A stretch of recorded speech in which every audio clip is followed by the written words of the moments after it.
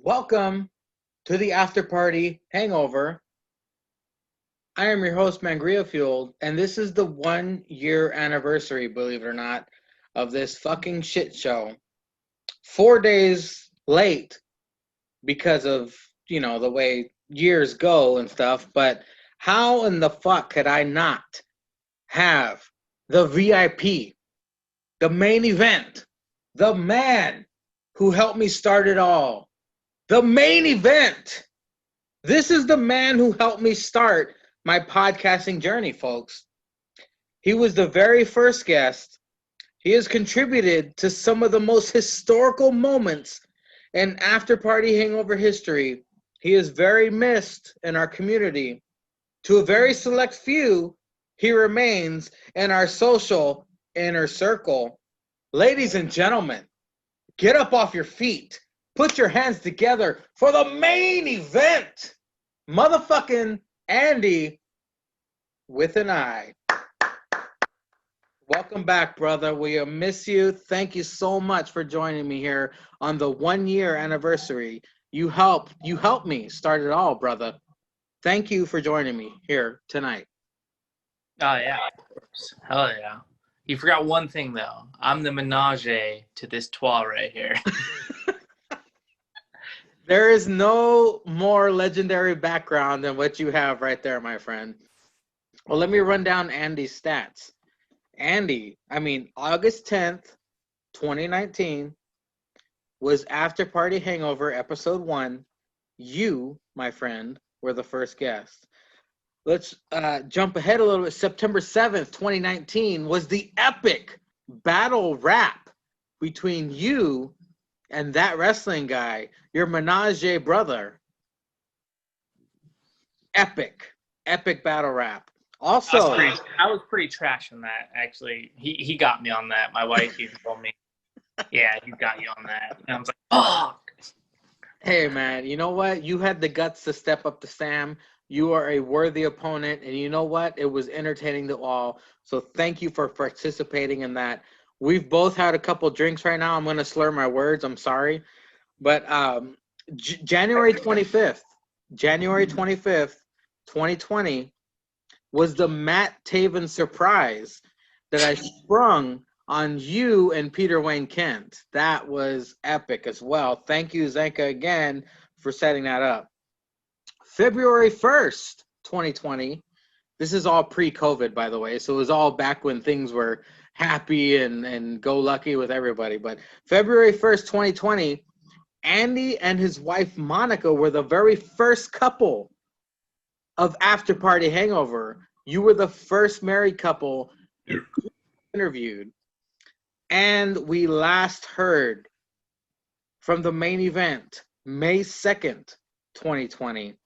Andi, please catch us up on your life. What has been going on, my brother? What has been going on since we last spoke on May 2nd, 2020? What's going on, Andi? I have to mention first that I took a first poop on a pod, I think in podcast history. Yes. In December. Yep. With Cynic, the leader of the Cynic Mafia. Yep. I took a poop. Flush on air, what's up? And then hey, you were mid-wipe during that. Yeah, I remember that.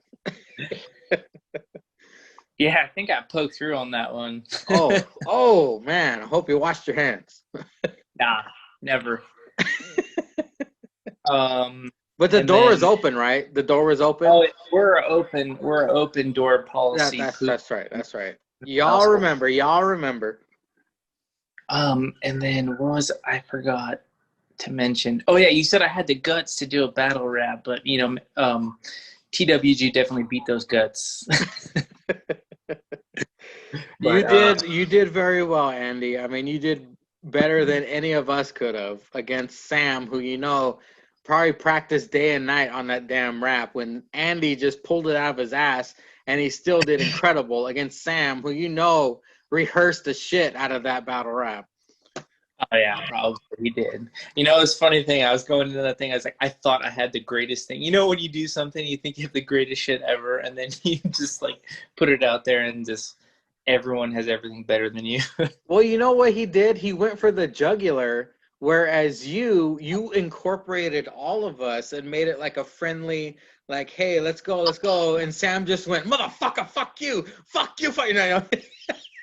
Like By he the went. way, he made promises that he didn't keep because my wife is unpleasured, my mom is unpleasured. So, Sam, what are we doing here? You definitely didn't keep your promises when you were supposed to do the beer bong when you lost at WrestleMania, when Buddy Murphy lost to Tony Nese, and now you're not keeping your promises to my mother and my wife. What the hell? Oof, Sam. I mean, I know Sam can throw out the wildfires and the pandemic as a cover up, but I mean, come on, Sam. You got to deliver. If you say it, you got to deliver, buddy. They're still waiting. They're still waiting.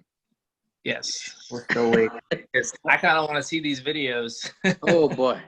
Well, speaking of the pandemic, Andy, God, it's been a while since we've spoken. How has the pandemic affected your life? For a while, I didn't have to work, but they never stops. I mean, I always have to work, so it doesn't necessarily I'm doing anything. Let's not think I'm like some savior of the world or anything like that. I just occupy space. It's because we're getting paid, so you might as well just occupy space. So I've just been occupying space, but I've been thank God, since all the gyms have been closed and most of the gyms in my local area have gone out of business, I've had my own like home gym. Mm-hmm. Yeah. I just been working out like crazy, and I ran a half marathon. I think since the last time we talked. Oh wow! Yeah, and I'm one of those idiots. I just like to run for fun, and then I just think of stuff, mostly sick stuff, like how many different ways I can attack Nyla Rose and she can attack me.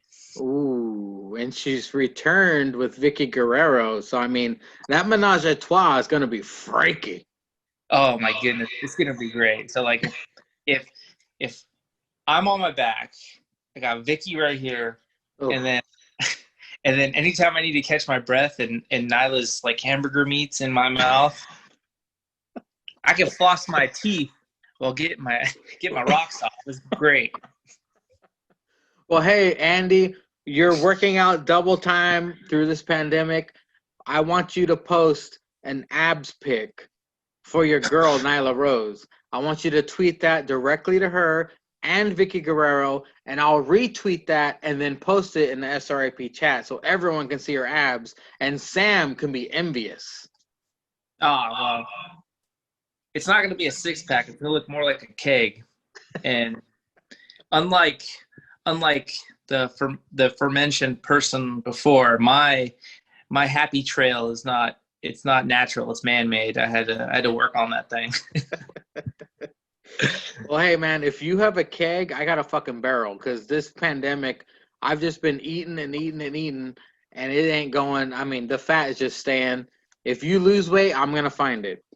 But it's just hibernation. That's all we're doing. We're hibernating. That's pretty much. I'm thank Christ I'm married because my wife has to deal with this shit. Because if I was single, I would never get laid again. Oh, yeah. Another question I've been asking in the new series of questions in the Hangovers, it's been beaten to death, but I must know, Andy, who is on your Mount Rushmore of professional wrestling? Oh shit! Man, it's a loaded question. I know. I like shitty wrestlers. Like I've been known to like shitty wrestlers. Hey, you listen to the SRAP. I mean, it's understandable, man. Tatanka's up there. He's been my ride or die since day one. Yes, Tatanka. HBK. All right. Goldberg. Yep. And it's really tough. I mean, I just got to give it to Nyla. It's a tough call between Nyla and Nia. Oh. But like flip a coin? Flip a coin? Flip a coin. Yeah, let's flip a coin. All right, let me see. You got one?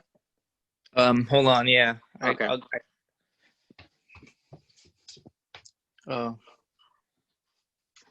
Let's see.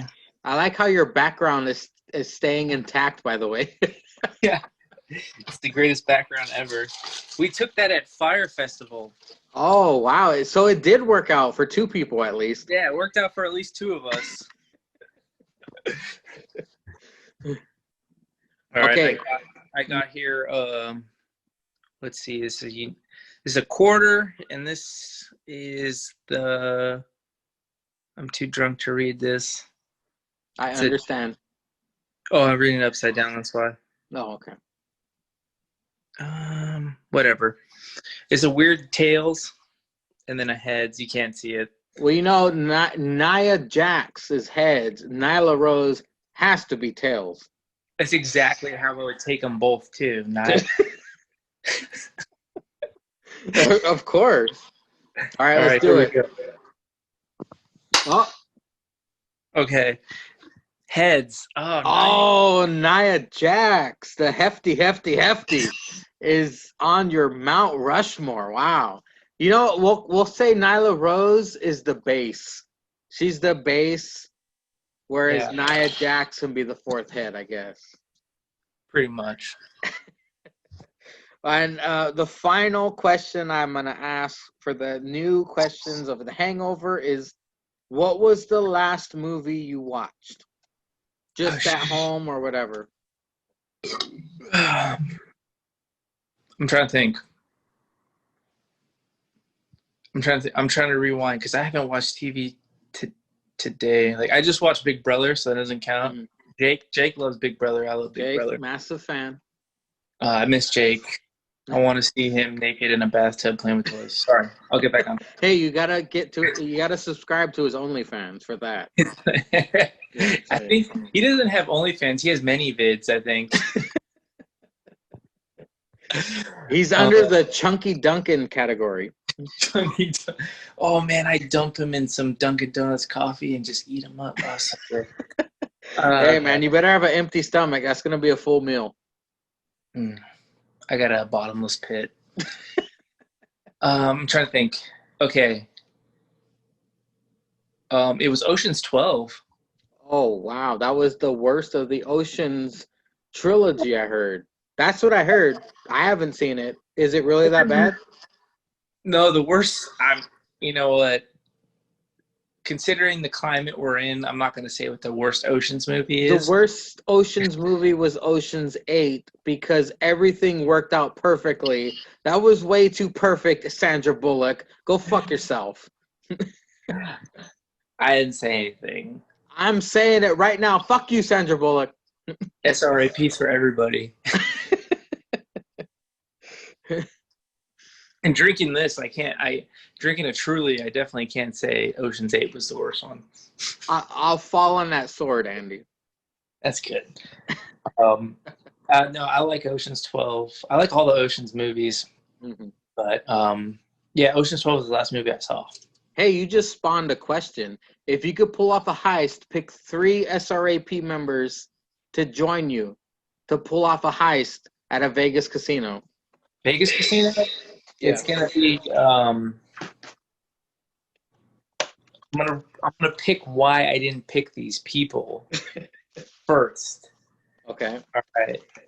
Mainly, I'm gonna pick Bretsky because the whole Jews thing. Jews control all the money in the world. So I'm just saying. And he made Ocean's 8, so he needs to be punished for that. And then Zanka. He's my grifter. He's my There stock con that does all the stuff. So that would be the menage a trois. But I couldn't pick Jake because he's just like, I watched it on Hulu. Whatever. He's a Hulu warrior, all right. I couldn't get Cesar away from the bar to pull off the hype. He'd be too lit. He'd be passed out before it even started. Exactly. Yeah. And then he'd be balls deep in Catherine Zeta-Jones. Oh, yeah, for sure. Sure.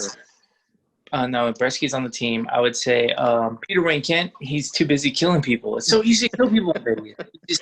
He'll be the distraction. He'll be stabbing people in the lobby. He could be like, go, go, go! I would say Adam. I don't know. I don't know. I don't know. I got nothing. Sorry, Sticks. I got nothing. He'll be writing down hashtags while you're trying to tell him what to do. I just sent him like a style, like a you up type of DM in his Twitter right now. I'm in my feels right now, so I had to send him something. Yeah.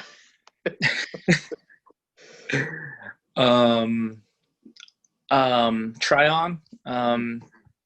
He'd probably be with the other Mega Pounder getting turned. Yeah. So if I couldn't pick him. Yeah, him and Cesar would be they'd be racking up a bar tab. That would be unbelievable. And in this universe, I would have to say that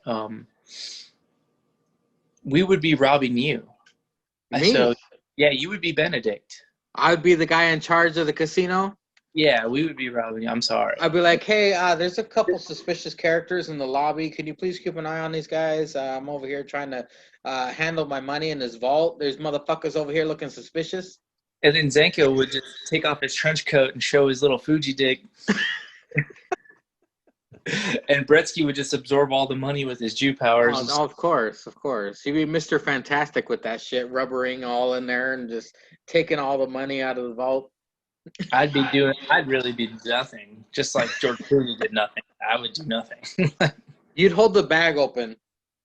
I mean, I could take a punch, or I could sexually seduce your head of security, that wrestling guy. Yes.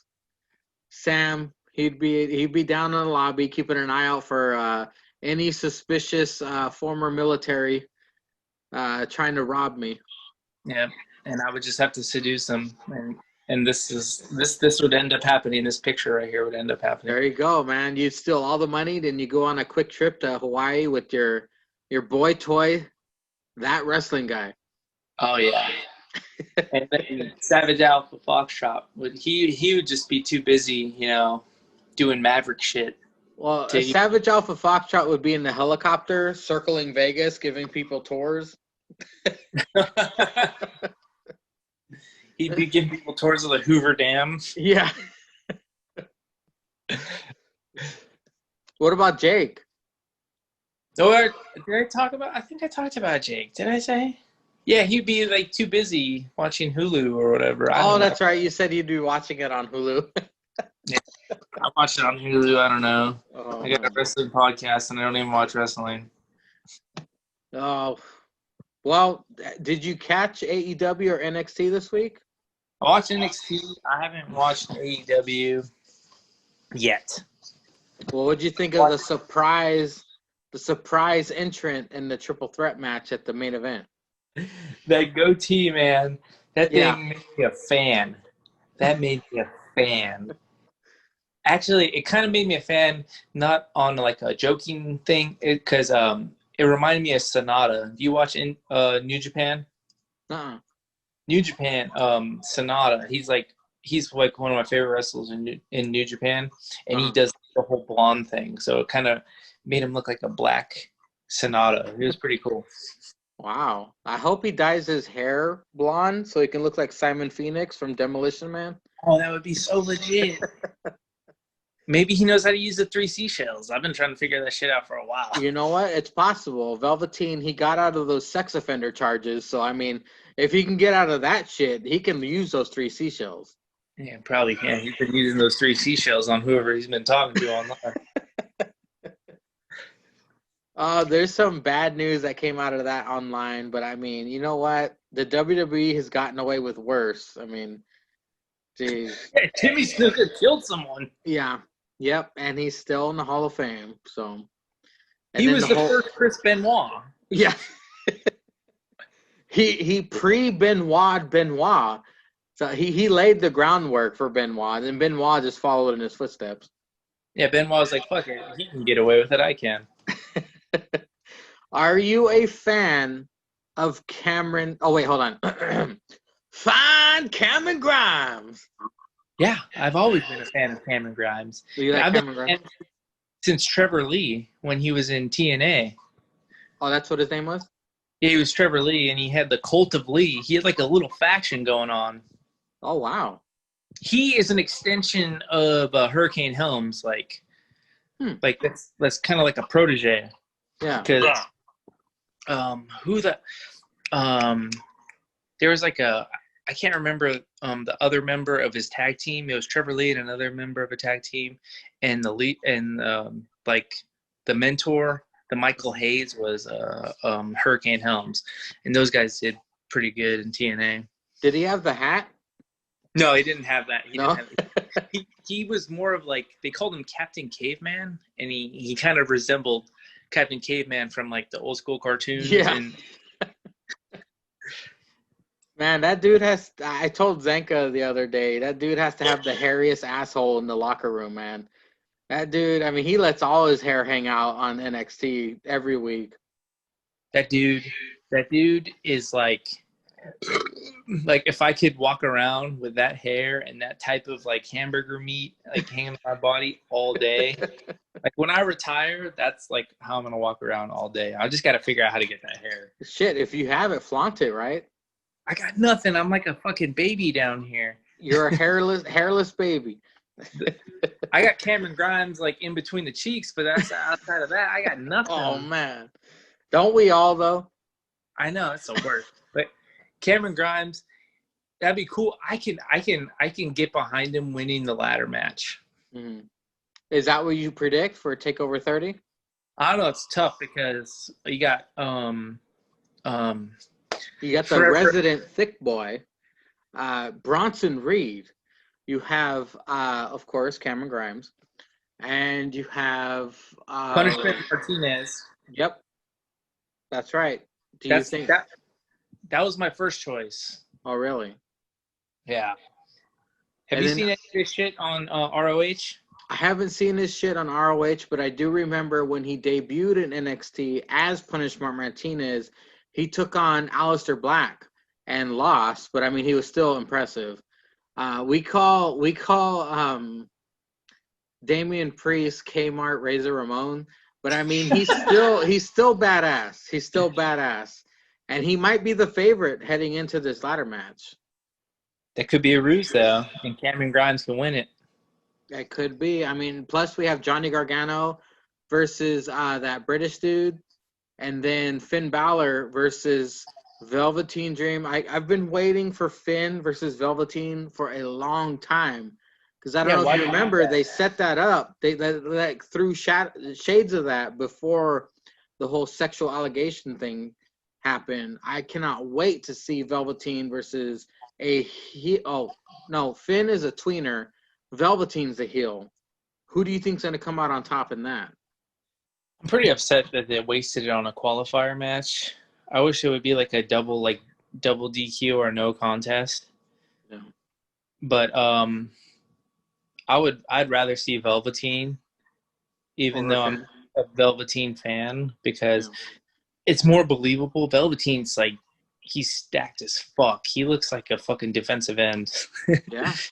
And Finn looks like my son. Like I can whatever. I can beat it, then I can eat it, if you know what I'm saying. Well, I know this is a horrible transition, but how is your son, Bryce? Oh, dude, he's killing it. I just got him that new Lego Mario stuff. Oh, yeah? I got him, like, the whole thing. Like, and he's been building the shit out of that. He's got one up on me. Okay, this is breaking news, right? All right, breaking news.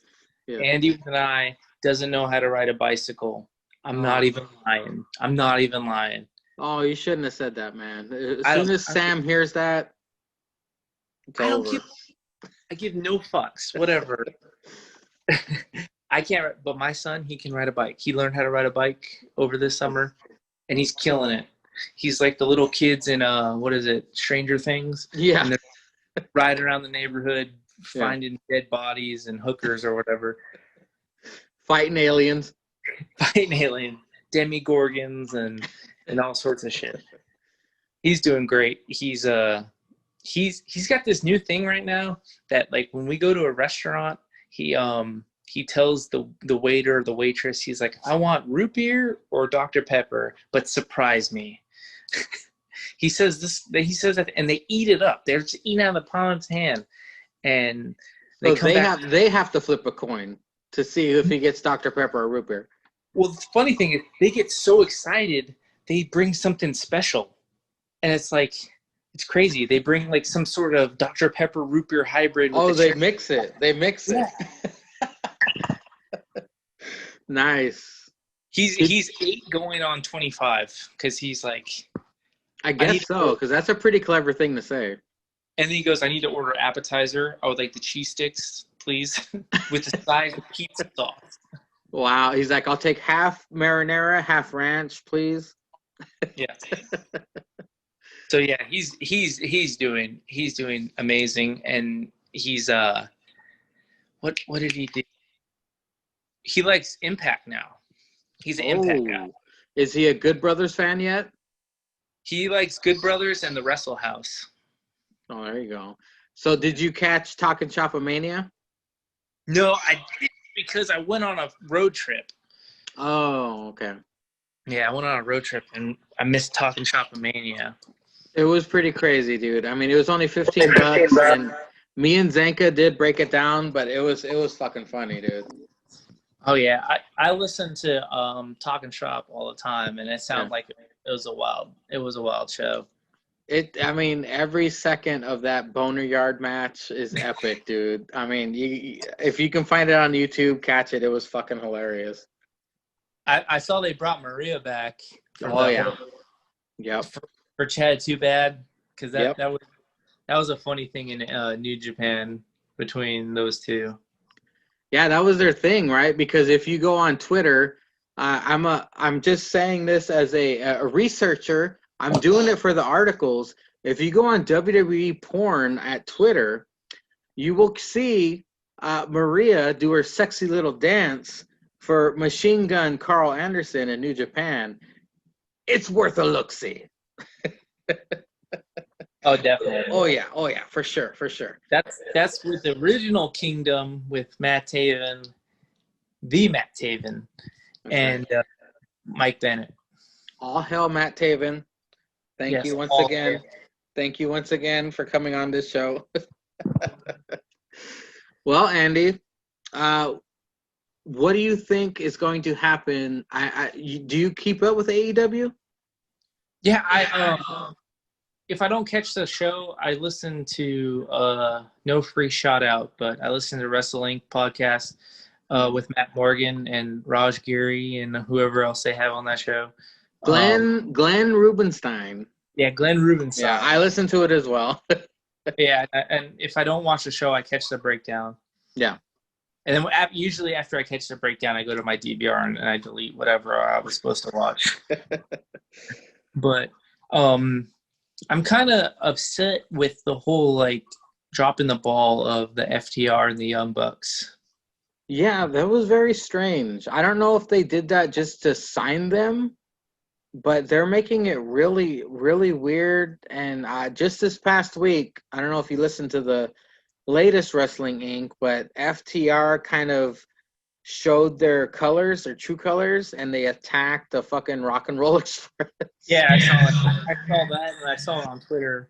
Yeah. But it's kind of like, when you have your girl or your guy best friend, and like you've liked them this whole time, and then you both say, yeah, I like you too, and then it's just like weird. That's what it's been like ever since they fucking showed up to AEW. Yeah. It's like, oh my God, they're here. And then it's just like, okay, so do we fuck or like what? Like very, very shallow, very hollow compliments, but they're gonna fuck each other up. I know. And then they team together. That's the thing that made it so weird. Yeah, that Fyter Fest, yeah. But I have to guess that they're gonna fight at All Out. FTR versus the Young Bucks. And in my opinion, I definitely think the Young Bucks need to get the victory, because the fact that they're not undefeated as a tag team is astonishing.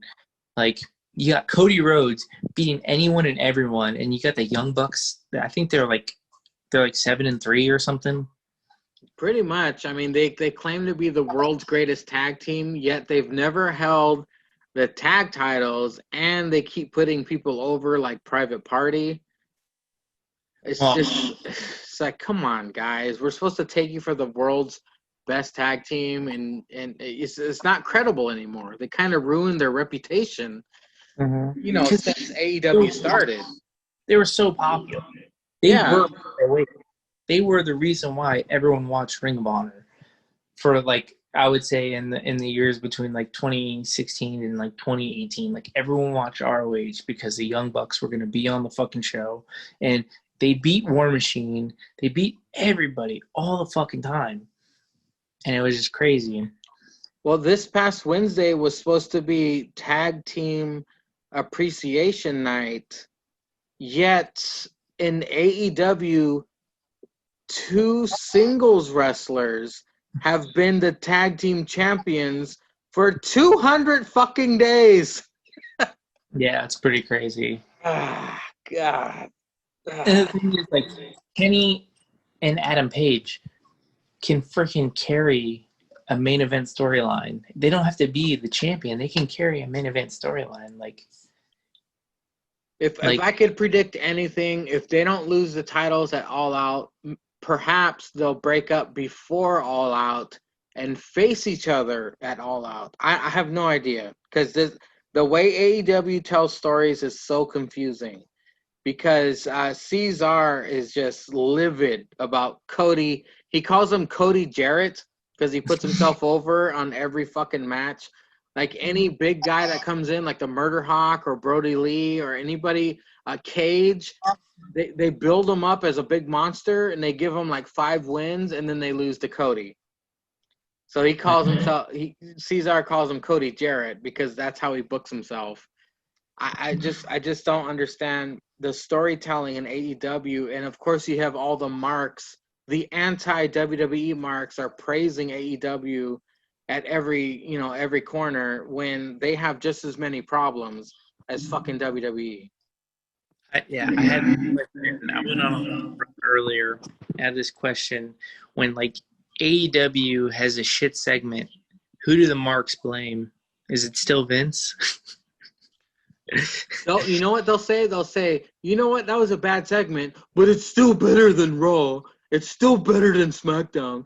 That's what they'll say. As a matter of fact, I'm about to do a hangover. I didn't like AEW this week. This week was such a letdown because they built Scorpio Sky versus Cody Rhodes as match of the year. Like JR and everyone's, oh, you haven't seen it yet. I don't want to spoil anything. Oh no. I was looking through the channels and I saw how it ended. And I was like, holy crap, really? It was bad. I know he picked out of one crossroads, but how he got to that second crossroads didn't really make sense to me. And why is Cody coming out with like 7 fucking people? He came out with a whole entourage, including a new TNT belt. So it's like, really? You expect this guy to lose after he comes out with an entourage and a new belt? There's no way. Plus the ending with Orange Cassidy and Jericho, it was very sloppy. It was very, very sloppy. It was kind of like Orange couldn't keep up with the pressure of being a main event star. And the closing move that Orange Cassidy got on Jericho, incredibly sloppy. I was very let down with AEW. NXT was clearly the better show this week. However, AEW won the ratings war, which fuck that. NXT should have won hands down this week. But I digress, my friend. I was watching WCW and WWE when WCW was winning the ratings war, and it still wasn't good. Yeah. It doesn't matter. Who gives a fuck? You know what? We're so spoiled with wrestling content. We should probably just appreciate all the shit that we're getting now. I mean, because next Saturday is so stacked with, we got TakeOver 30 plus AEW Dynamite plus APPW Summerfest. That's right. And then the next day, Sunday, we have SummerSlam. So next weekend's going to be a massive wrestling weekend. We're going to be incredibly spoiled. But Andy, let me take this time now to thank you, sir. Thank you so much for helping me start this. thank you so much for helping me gather the SRAP community. I mean, you helped big time with all of this, starting the After Party Hangover. And like I said earlier, we all miss you. We hope you're doing well. Thank you for joining me here for this year, 52 goddamn weeks of this fucking show, of nonsense, of debauchery, I mean, so many fucking. We got the battle rap. We had our own crumb offs. We had just tons. We had the roast. We had Zanka coming over here saying all kinds of dumb shit. I mean, it's been a fun ride. Thank you so much, Andy. Is there anything you would like to say to the SRAP Army who misses you dearly? He liked it. I'm just kidding. I miss everybody. I definitely miss Cesar's drunk rants. I miss sending beers to Cesar. I miss Sticks Adam shitting on Jake. I miss shitting on Jake myself. I miss Britsky's innocent face, but that was like a couple years ago. Oh, yeah. So yeah, I can't say anything about that. Yeah, now it's tainted. Now it's tainted. Now that he's older, it's like. Plus, he has his own podcast, by the way. Yeah. You know, I could say anything right now. Anyone who's listening right now, put every penny in the world into Bretsky's pocket. Yes. He's going to be worth billions of dollars one day. He's going to be our defense attorney, by the way, when we call him. We're going to need him eventually. So get the Kickstarter started now. So Sticks that on the boom, boom, boom, boom. Hey, we got one with Tryon. Of course. I feel like Zanka understands me when it comes to my sick mind. and I mean, Savage Alpha Foxtrot just straight savage as fuck. Oh yeah, definitely. And I kind of, the fact that we don't get it every week, I kind of miss Matthew JH's What Day Is It Today, because I kind of feel lost without it. You got to blame the pandemic for that shit. Yeah. Thanks, COVID. And then, I don't know, what's Francois? Is Francois been active? Francois Moussois. Yeah, he's now Franco on Instagram. He still has his podcast as well. He's still doing good. Still married. He got to interview Killer Cross, by the way. That's like that's on his top accomplishment list. That's impressive. I have yet to get a Killer Cross, but I have gotten a former Ring of Honor champion, the wrestler of 2019. I got Matt Taven on my show, motherfucker. No. No. Matt Taven all day. All Hell yeah. Killer Cross is a Melvin. That's right. Hey, man. If you haven't been on The Hangover, you will Melvin. Did I miss anybody? Oh, yeah. Your boo. Oh, your boo. He's right behind you, brother. He's right behind you. I don't got to say shit to him because I get to whisper it in his ear every fucking night. And to Jake, continue watching wrestling on Hulu. Well, Jake watches us Spoon. So, like, when Jake's in the bathtub, he's watching me in TWG Spoon. Oh, yeah. For real. Yeah. I mean, he's not eating in the bathtub. He's jerking in the bathtub. We all know that. He ain't wearing no bathing suit. No. Well, once again, Andy, thank you so much. You're the man who helped me kick this off. The year-long special. Thank you, Andy with an I, for joining me this week. Hopefully, we can get you back on sooner rather than later because I love your thoughts on wrestling. You have an incredible mind. You know way more about wrestling than I do. I'm a fucking WWE mark, but you know way more about backgrounds on everybody. So I hope to have you back on for future episodes. But until then, gentlemen, Andy, all hell. Linda.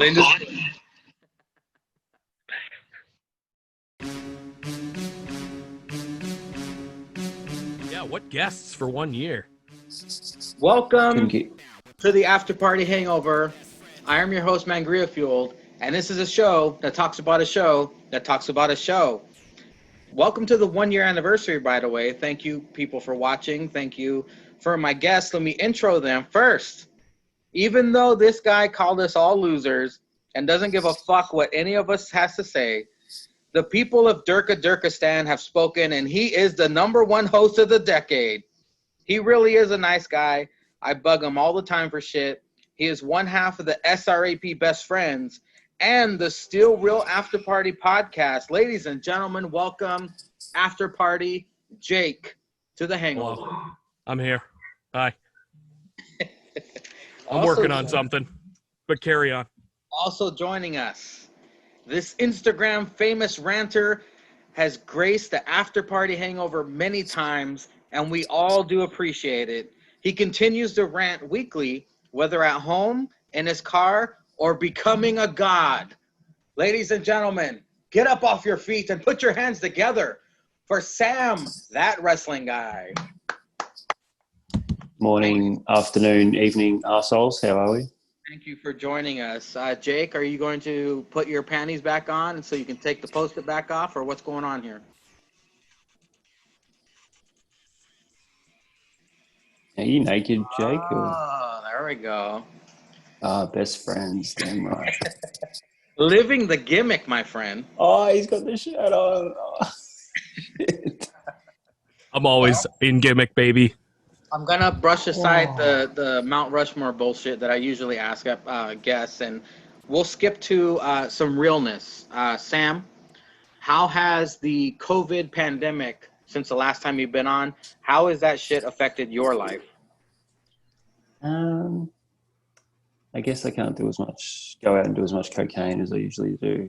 That's kind of just stay at home and do that now. It's actually given me a bit more time to, work on some content. I mean, wrestling, I've been in and out of it. I think like a lot of people have. I try to keep across it, but it's not the same, is it really? It's changed drastically. Yeah, so, well, look, I mean, it's winter here, so I know you guys probably it's a bit harder because you got summer. Like, it's a bit colder here, so we can it's justified staying indoors, but it'd be harder with you guys. I mean, you guys don't have that in fucking control anyway. So, classic America, just letting it run wild. We got to be #1. Yeah, Corona Mania, running wild. Terrible over here. It's awful, but I mean, we're a bunch of whiners. You know that. Jake, since the last SRAP episode, what you been up to, my friend? The world wants to know. Just fucking tubbing it up, the huge, fucking buying shit I don't need. I became a fucking lord yesterday, so that was wild. I'm the Lord of Sealand now, so that's fucking crazy. I'll have I have kind of, yeah. Oh. I mean, kind of. I'll have my documents by hopefully next month, so I'll be able to talk about that a little more. But I'm a lord, so that's fun. That's good shit. What the fuck's the Lord of Sealand? What's going on? It's the Principality of Sealand. You can Google it. We're not going to do that right now, but it's a small piece of land, I guess, off the coast of Suffolk. It's a micro piece of land, you could say? You could call it a micro piece of land. I wouldn't even call it land at all. It's kind of like a gun turret of some sort, but that's not important. I am a lord. I am now a lord. That's what's important here. I needed it to boost my ego, and I'm already the #1 host, and now I'm Lord #1 host. So, well, as a fat mega pounder piece of garbage such as myself, I love movies, and I'm always curious to talk about movies. Sam, what is the last movie you've watched? Wrestling related, gentlemen. Have you heard of a movie called Peanut Butter Falcon? Yes. I have heard of it, yes. Shia LaBeouf, right? Shia LaBeouf, yeah. With I don't know. I don't know if Zaga's going to watch it, but it's a yeah. The kid's got Down syndrome and he wants to be a wrestler, and there's a couple of wrestling actual cameos in it. Jake the Snake's in it, and Mick Foley towards the end. But yeah, you should watch it. It's a nice little tale. It brings a tear to your eye. I don't know about you, Mangria, but it brought a Very tear to mine. impressed that you watched the Peanut Butter Falcon. Usually I get some shit movie answers from people or kiddie movies because everybody has kids. Jake, we know you like kids. What was the last movie you watched? I watched 21 Jump Street. I mean, I've seen it many times before, but one of my buddies hadn't seen it, so I wanted to expose him to that beautiful piece of film. Awesome. What a great movie. And 22 was good too, but not as good as 21. That had one of the greatest lines in it ever, and it's Channing Tatum saying, "I love Disneyland" at the end. Just fucking incredible. Incredible. I thought you were going to say, "My name is Jeff." That was 2. That was 22. Yeah. Well, let me run down y'all's stats. Ooh. Your after party hangover stats. We got stats. That's Jake. incredible. Is Jake. this like penis size? Oh, That's Sam later. wins. That's why Sam we're wins. on Zoom. No, Sam definitely Jake wins. was interviewed on episode 5, which is way back in September 7th of 2019. We also did an SRAP Hangover collaboration with Sam's good friend, Andi. We did a draft. Remember that, Jake? Way back then? That died Vaguely? off. Yes. Yes. That died off as well. But Jake and Zanka both came on in episode 14 back in November. Jake and I surprised Cynic with his own shirt on episode 23. The roast, we had Jake on. We did not have Sam on, unfortunately. But It's like he's got a life, unlike all of us. That's crazy. True. That's true. It's crazy. Sam was an episode before Jake. Sam was interviewed on episode 4, August 30th, 2019.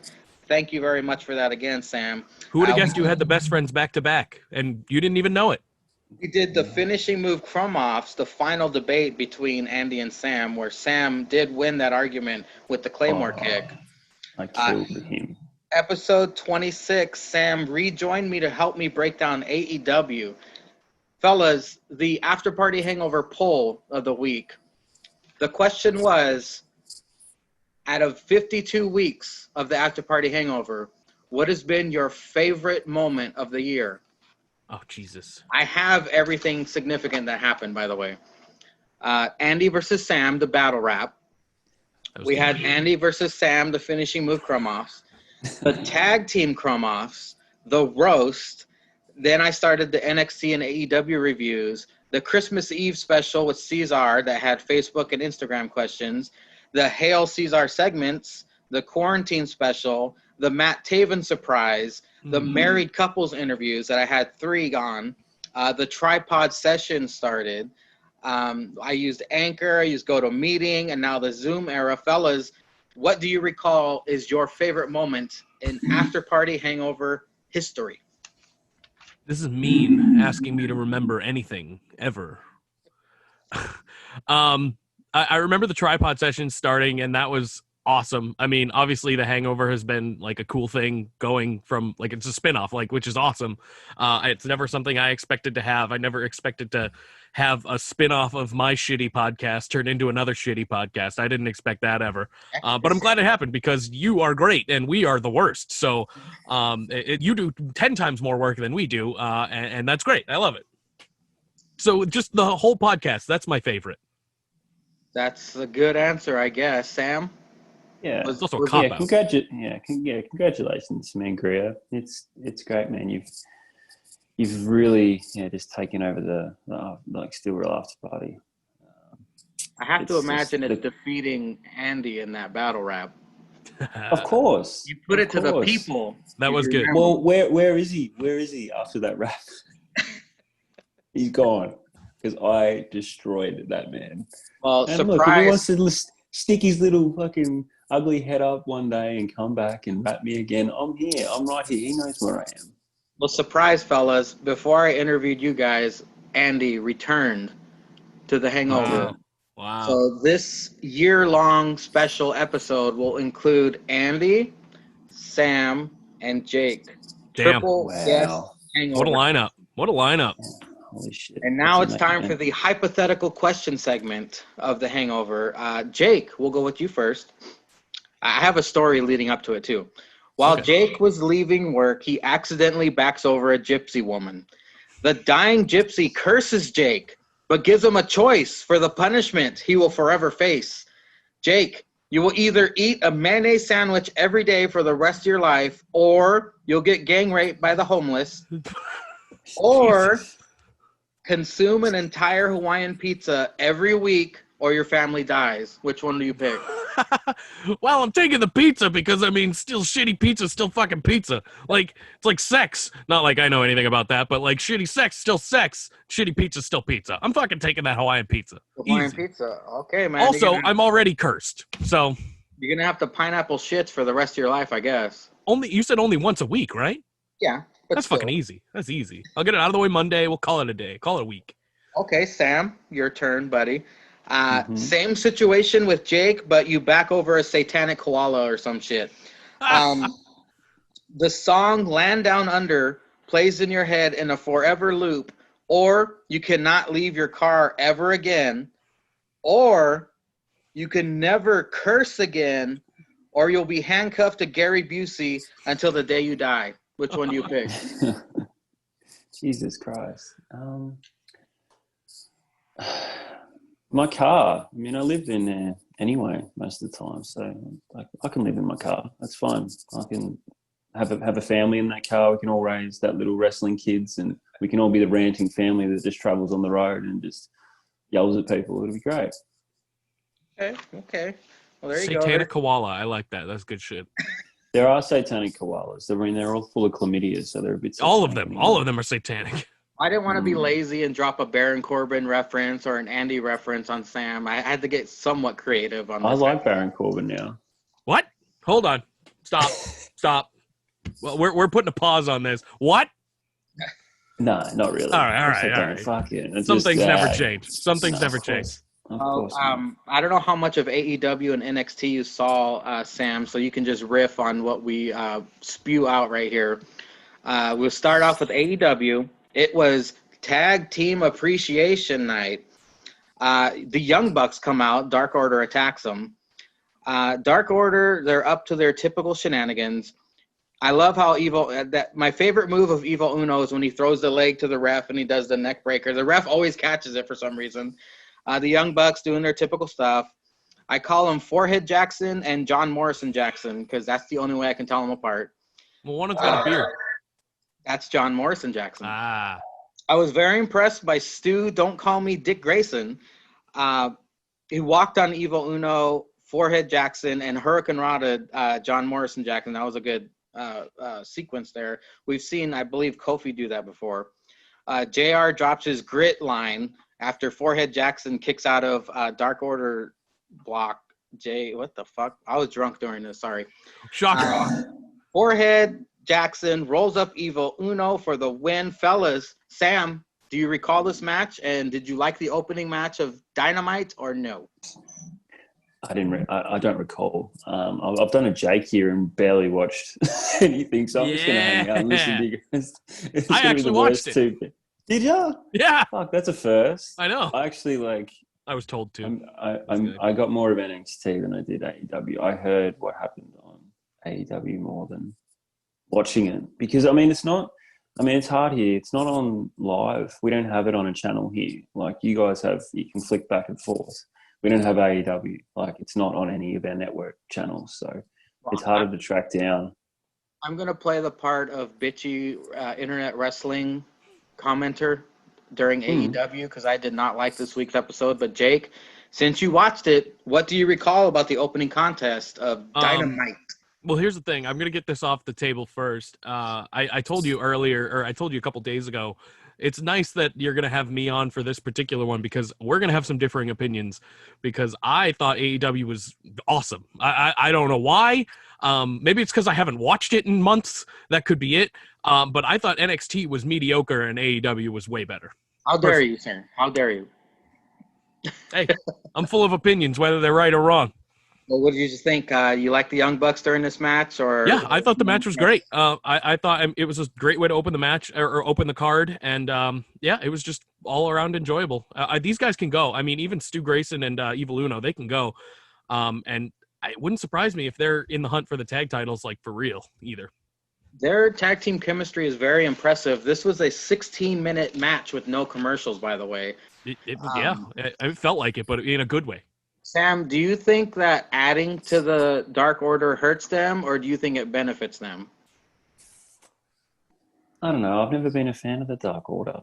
I don't know why. They just haven't got over with me. So I just hope they fucking go away forever. No, maybe I'm just being impatient with the build, like everyone is with AEW. It's like, let's give it like a month, and then it's like, oh no, it's shit. But yeah, I don't know. Like hopefully they turn into like the best group ever, and it's like, but I don't know, man. I'm not behind the Dark Order at the moment, so they can put in as many members at the moment as they want, and I still wouldn't give a fuck.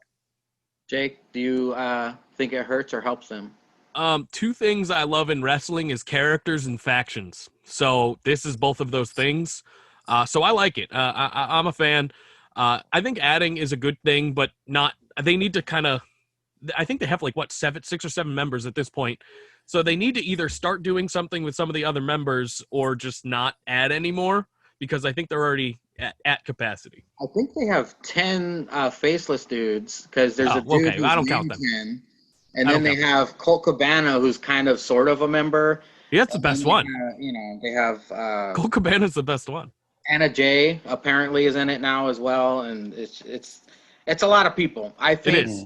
The more you add to the group, the more you're in danger of becoming the NWO, where they had 50,000 people and everyone's like, oh yeah, that guy's in the group, but he's not really that relevant. I think Dark Order might be in danger of doing that to themselves if they keep growing like they are. Mm-hmm. In my opinion. I do think it's a bit much. But if they do stuff with, like, I don't know the last time Anna Jay was on actual television. I think she's been on Dark a bunch, but other than that, like, what good is that? Well, Anna Jay was murdered by Abaddon a few weeks ago, the zombie girl of AEW. That bitch is terrifying. She's scary. Now she's in that tag tournament, I believe, for the Cup. Okay, that's only on YouTube. But anyway, let's move on. Wardlow and MJF, who's been the MVP of Dynamite these past couple weeks, headed down the hallway. MJF tells Nina, the chick, speak when spoken to, shoves one of his staff out of his camera shot. Then they smash cut to Omega and Paige saying their favorite tag team because it's Tag Team Appreciation Night. That's the only thing I didn't like about it. Like, they would just hammering that home. That's the only thing I didn't really care about. It's Dynamite. Yeah. Every week is Tag Team Appreciation Night. They have tag team pretty matches much throughout the whole tenure of Dynamite has been tag team matches. We appreciate it. Relax. Yeah. But I think when you announce something like that, it's like, it makes it instantly lame. I don't know. It's just like when they did like the greatest wrestling match ever. It's like when you announce something, it just makes it a bit forced. Stephanie McMahon saying, "We're gonna make history. This is the first Rumble," or whatever. Yeah, that kind of stuff. Yeah. And they did that for a long time with the women. They did that for a long time. This is the first ever whatever. Who gives a fuck match? Here you go. It was the worst. Ever menstruation on a pole match. It was horrible. It was horrible. They say their favorite tag team is Young Bucks, and Paige was like, "I was gonna say us." That was kind of funny. I like that Kenny was also like, "Nah, we're a couple singles guys." Like, no, who cares? I love that. They've held those titles for a while. Too long, in my opinion. Same. MJF gives another speech from his Burberry podium. He lays down in the ring. They were trying to get like a really good angle, I guess, from a drone that kept like getting off-centered and looking bad, but I digress. He basically says, "We deserve better." Mox comes out, beats the shit out of MJF, finally gets his hands on MJF. Someone beats the shit out of him. I loved it. He even destroys the podium. "See you September 5th, he says, at All Out. What did you guys think of MJF and his very entertaining segment? Sam, did you hear about this or see anything about it? Yeah, I heard about it. I heard about it. I like the way that MJF's gone about this, and I think he's going to I think he's going to win for some reason. I don't know why, but I think they're just going to. I think they're going to put it on him just for a little bit, just to make kind of a new start. I don't know. I've just got this feeling that he's going to beat Mox. Yeah, that's what they're building to. That's what the story. I think that's where they're going to go. Do you want to talk about the best heel in the business? This dude is firing on all cylinders. Jake, what did you think of MJF and his Burberry podium getting destroyed? Like you said, MJF, I have been keeping up with just lightly on Twitter. I've been trying to see stuff here and there with AEW, and MJF has been the highlight every week, other than Orange Cassidy, of course. He's been the highlight every week. So it's great to see them actually doing something important with him, and I do think he's going to win as well. Jon Moxley has been an incredibly boring champion. That's not a hot take. I feel like a lot of people think that, and you don't think that? No, man. Why do you think he's been boring? I just want to hear your I opinion, haven't best friend. I don't want to argue with you. You're my best friend. It's cool. I'm just curious. We've argued plenty in the past. It's not an argument. I haven't been interested in him. I don't think his character is anything special. It's exactly what it was in WWE. All they did was put a major title on him, which they did in WWE too. I personally just don't get it, I guess. Is it the fact that he's a boring champion, or is it the fact the way he's been booked, meaning they build up these really cool people to face him, and he wins every time? Maybe the build-ups aren't. It might be a little of both. The build, him with Brian Cage, that didn't need to happen at all. That didn't need to happen.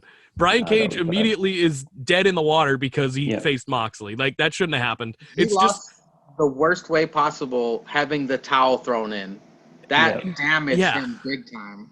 People are like, oh, it's to keep him strong. No, that makes him look weak. I know that he didn't do it himself, but I don't know. I didn't like that. Just either. Imagine if Bret Hart and Stone Cold, that match, if someone threw in the towel for fucking Stone Cold, it wouldn't have had as much impact as it did. Yeah. Whereas Taz kind of just completely flatlined Cage. What do you think, Sam? Oh, that's killed Cage's. That was so dumb in so many ways. I don't know how that finish got. They could have done a screwy finish. Taz could have got involved. You can keep guys strong without throwing in the towels would be the worst way to keep someone strong. It's probably better than they take a quick roll up or something like that. They still stay stronger than it. You just got me, you just beat me. It's thrown in the fucking towel. I have no idea why they did it. And where's he been? Has he been on TV, Cage, or? I don't remember seeing him, at least this week. Him and that one dude, Ricky Starks, were fighting. See, you can't even remember. That's the point. He's gone from this guy from debut who looks like $1 million to already an afterthought in 2 months. And to bring it to NXT, I know we're going to talk about that later, but it could be the same exact thing with Karrion Kross. I know. It could be almost the exact same thing. He's not going to give up or a towel thrown in or anything, but I worry about what they're doing. If he doesn't win, he's dead in the water. It's over. That's it. Scarlett's going to give Keith Lee a Valentine, and the flame's going to shoot out of it. I don't know. Something will happen. That was that was bad. After this, we'll get there. Generic Rock Matt Hardy interview. He's not cleared for 10 days. He attacks a ref because he thought he was Sammy. I'm just going to skate by that. Scorpio Sky kicks door down on his entrance. That was pretty cool. Pretty strange, though, to see the door set up right there, but it's different. After the commercial break, we get Cody with the redesigned TNT title, and the entire Nightmare Family entourage come out with Cody. He's in black and animal print tights. I was not a fan of that. But as Sam pointed out in his Instagram, Mike Chioda is the AEW ref for this matchup for the TNT Championship. Cody Jarrett versus Scorpio Sky, which has been hyped by JR all show, saying, well, this could be the greatest match of the year. It's going to be a match of the year candidate. It was good. I mean, it was good. It was okay. It was fine. It wasn't match of the year, but Arn and Brandy, they stay out as Dustin and Allie leave. Pretty equal start from these two. They did the commercial picture-in-picture. Scorpio Sky focusing attack on Cody's ribs. Scorpio hits a great cutter, leaping out of the ring onto the outside. I like that. Scorpio kicks out of a crossroads once, but not twice. I then complained again. I like how hyped this match was, and it was okay. Mr. Brody Lee cuts a promo on the Tron with the old TNT belt, challenges Cody August 22nd. Is this are they kind of shitting on WWE for the United States Championship angle where there were two belts? Is this kind of, or am I thinking too much, Sam? I didn't actually even put that together, so Neither did I, maybe, but yeah. I don't know. They do like to poke fun at WWE stories and the WWE itself, but what did you think? They're not of in this competition though, Mangria. Like they're not in competition, according to them. match? That's true. Did you like this match, Jake? Yeah, the match was fine. It wasn't. Again, if you hype something up that much, it's not going to be as good as you want it to be anyway. It shouldn't have been hyped up that much. No match should be hyped up that much. That's just how that is. It was a fine match. I loved that Brody Lee at the end. I love that that's going to be the next opponent because I think I might be wrong, but I think that's going to be the one to take it off him. Haven't we said that every week though, Sam? Yeah. I don't haven't. know. I knew I- Cody's I- going to win everything. Didn't they tape it? They've already taped the show because of the NBA for next week. Oh, Is it next AEW. week or is it at? Is it the 5th? I don't know, but I think don't either, Saturday, I've right? seen. Yeah, I've seen something. I think there's a spoiler going on about that TNT championship. So Ooh. I don't know. I don't know. I might have seen something, but I don't want to say anything. So Keep it a mystery. I am. Yeah, I accidentally saw something. I'm not big on spoilers, but yeah, about time that. How long does it take to print a fucking title belt? Like that came out silver. When it first came out, probably like 3-4 months ago. Yeah, Yeah. and now it's finally just getting the gold plates. I mean, I'm whereas- sure COVID had something to do with it. But what do you guys think of the new belt? That's kind of where I'm curious too. Sam. It's better than the silver one, like a WWE tag team title belt. It looked like a Raw Yeah, tag red. team title Yeah, belt. the red is rough, but other than that, I like it a lot better.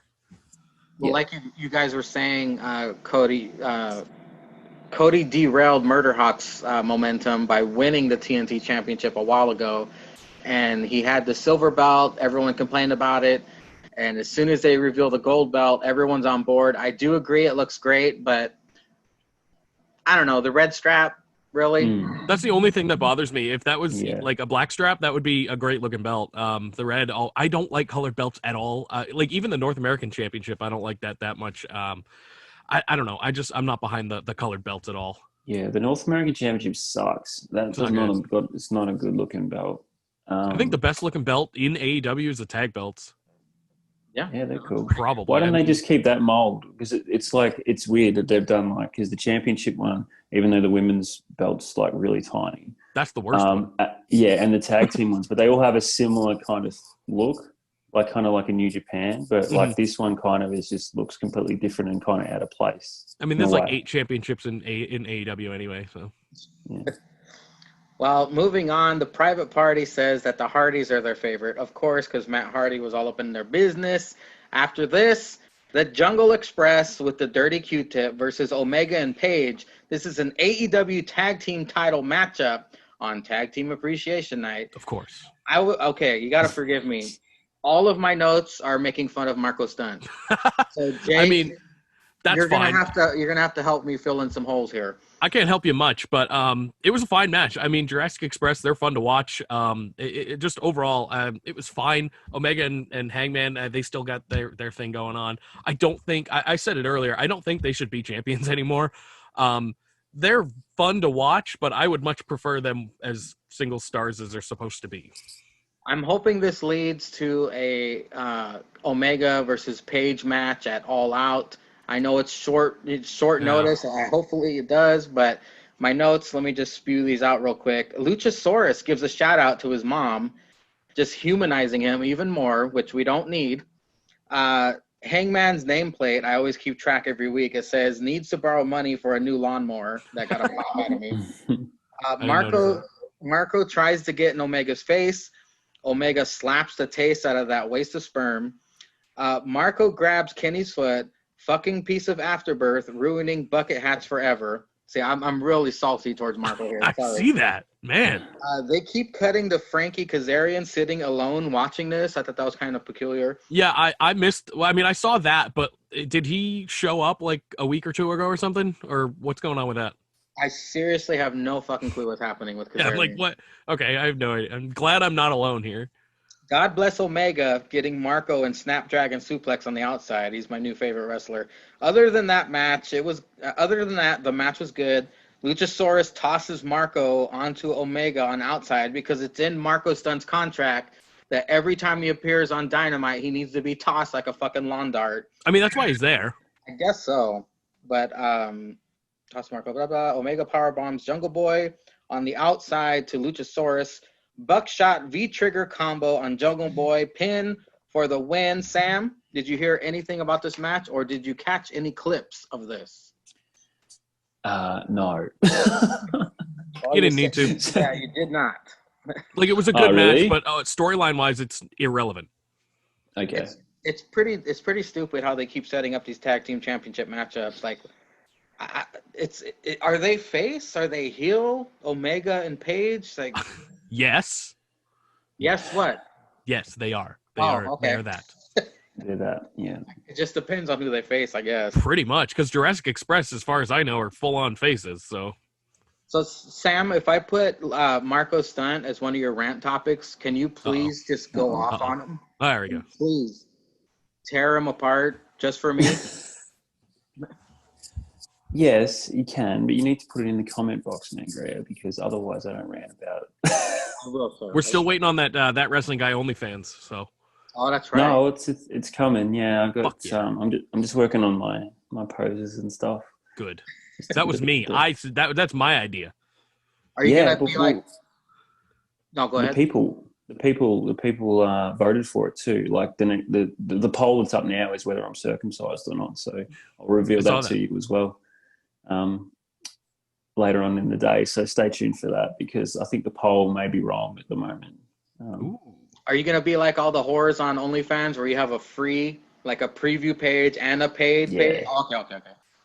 I was thinking about getting gigantic fake knockers and just having an OnlyFans like here.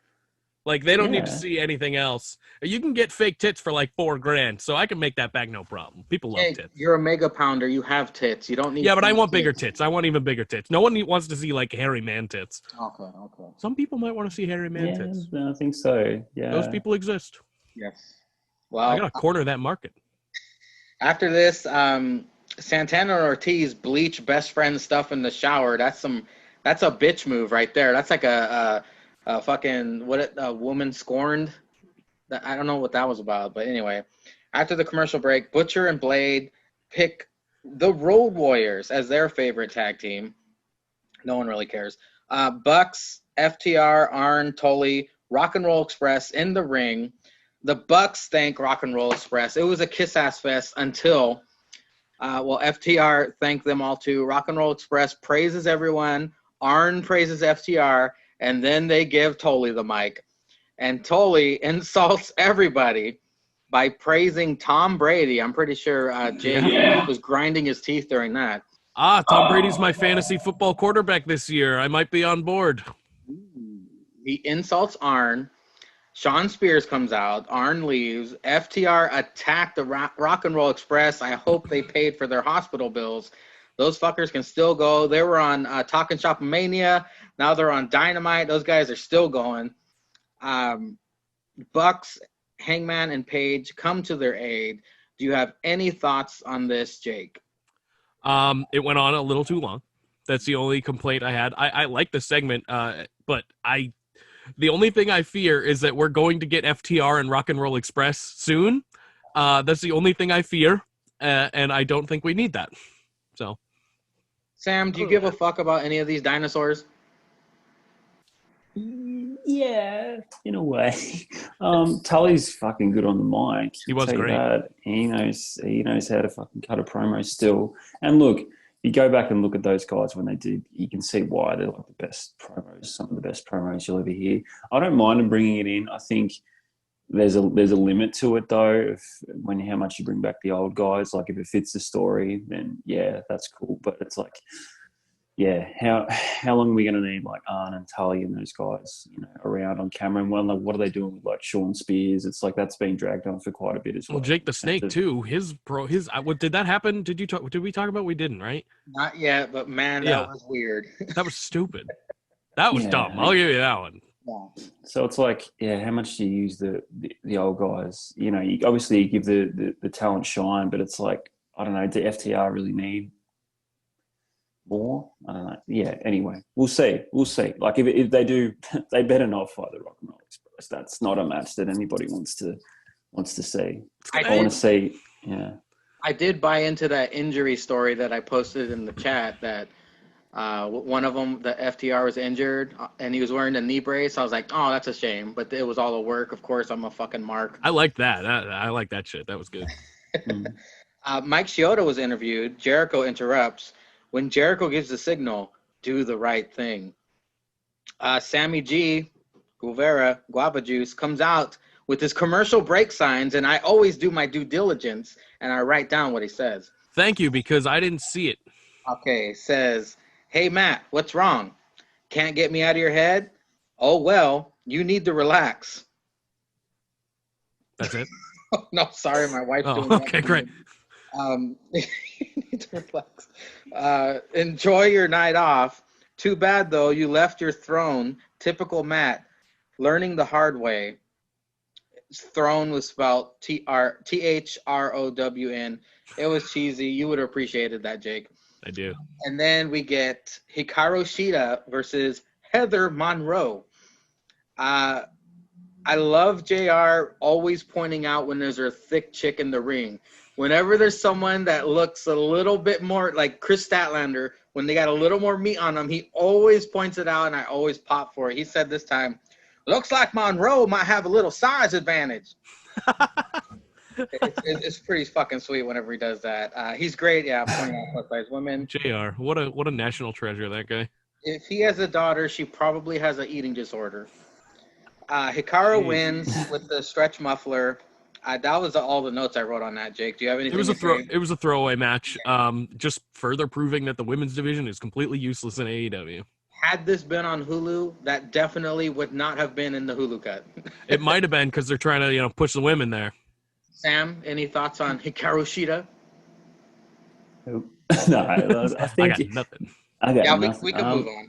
No, not really. No, look, the women's division, look, they just don't have the stars at the moment to really get anyone's attention. But hopefully they can keep building to where because it's a really, they're really lacking in that space as an overall show.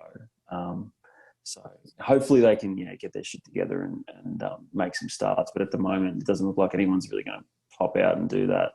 I mean, their star on the mic is Britt Baker, and she wasn't even on that show. Dr. Britt Baker. Sorry. DMD. The Michael Jordan of AEW. How fast did you order the heels thing they got? I don't even know what it is. I don't either.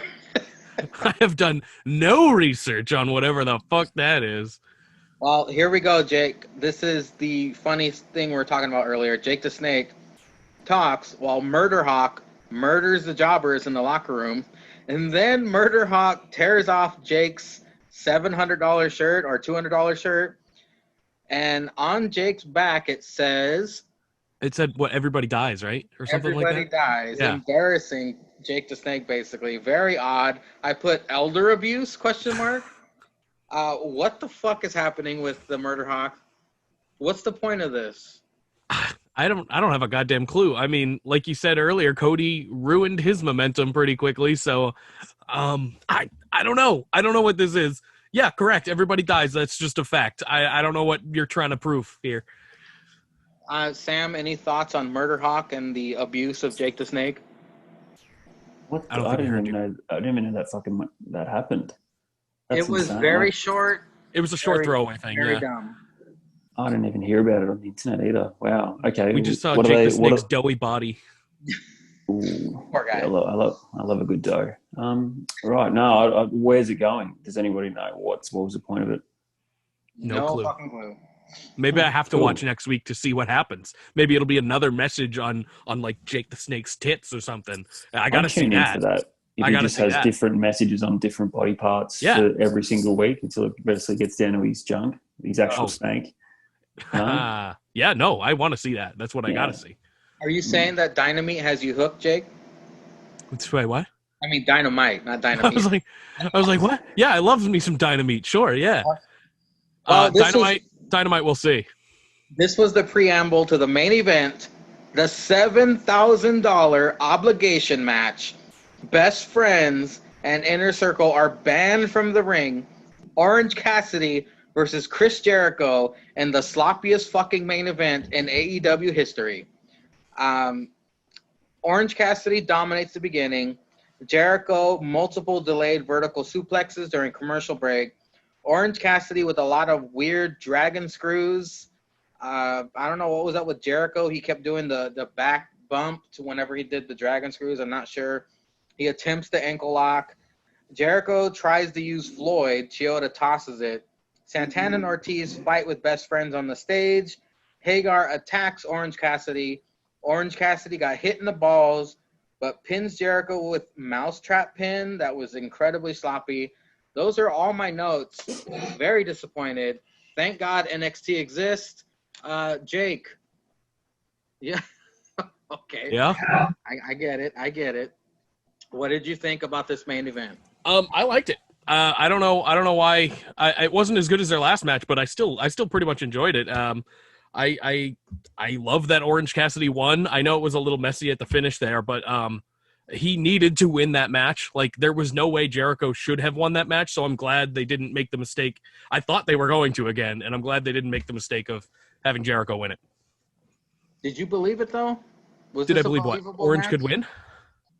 I mean, he won kind of like with a little cheap little pin. So yeah, I do believe it. I wonder if Jericho was injured or something was up with his body because he was being really weird. Sam, did you hear or see anything about this? I heard a lot of criticism for Orange Cassidy, actually, about how he worked. So I mean, I don't get into how people work. Like it's a different ball game. I get into storyline. So I don't know. I think a lot of people got annoyed when they initially Jericho won, and I don't know. This didn't feel like something I needed to tune into, to be honest. Like Orange Cassidy versus Jericho Part 2. I don't know. I thought they lost momentum with the first match, and then I heard this one wasn't really a good match either. So are they going to do a best of 3? Are they going to do like a gimmick match where they're going to do like a, I don't know, orange on a pole? I don't know, something like that. Are they going to do it inside a cage? I don't know. I think they need to blow this off with like a gimmick match and make Cassidy like not just win with like a mousetrap pin or whatever you fucking called it. Maybe it was the nerves, Jake. Maybe it was the nerves that got to Orange Cassidy. I mean, this is the biggest match he's ever been in. This and the other Jericho match. It's the biggest, but he was probably less nervous knowing he was going to lose the other one. Whereas in this one, it's another main event with Chris Jericho, one of the best fucking professional wrestlers on the planet, and he knew he was going to win. That's you'd get nervous too. Yeah. I think he's great. Obviously, I'm a big fan. Everyone knows that. I've been very vocal about it. He, with that gimmick, he can only do so much and still be believable in the gimmick. So you kind of got to give him a little leeway there. But I do want to see a third match, and I don't know who's going to win it, honestly. So I'm still interested. Maybe this match was a victim of what we've been talking about this whole episode being overhyped. Maybe because they've done debates leading up to this. They've built it up so much that maybe the debate was awesome. The debate was great. The debate was great. Orange Cassidy answering a global warming question was the funniest fucking thing I've ever heard. So that was incredible. And maybe we'll have to see. It's a wait and see thing for me because I've enjoyed the build to this. I enjoyed all of it before this. So I'm interested to see going forward what they're going to do. Well, trust me, I don't usually hate on AEW. It was just this episode for some reason. I don't know. I didn't like anything.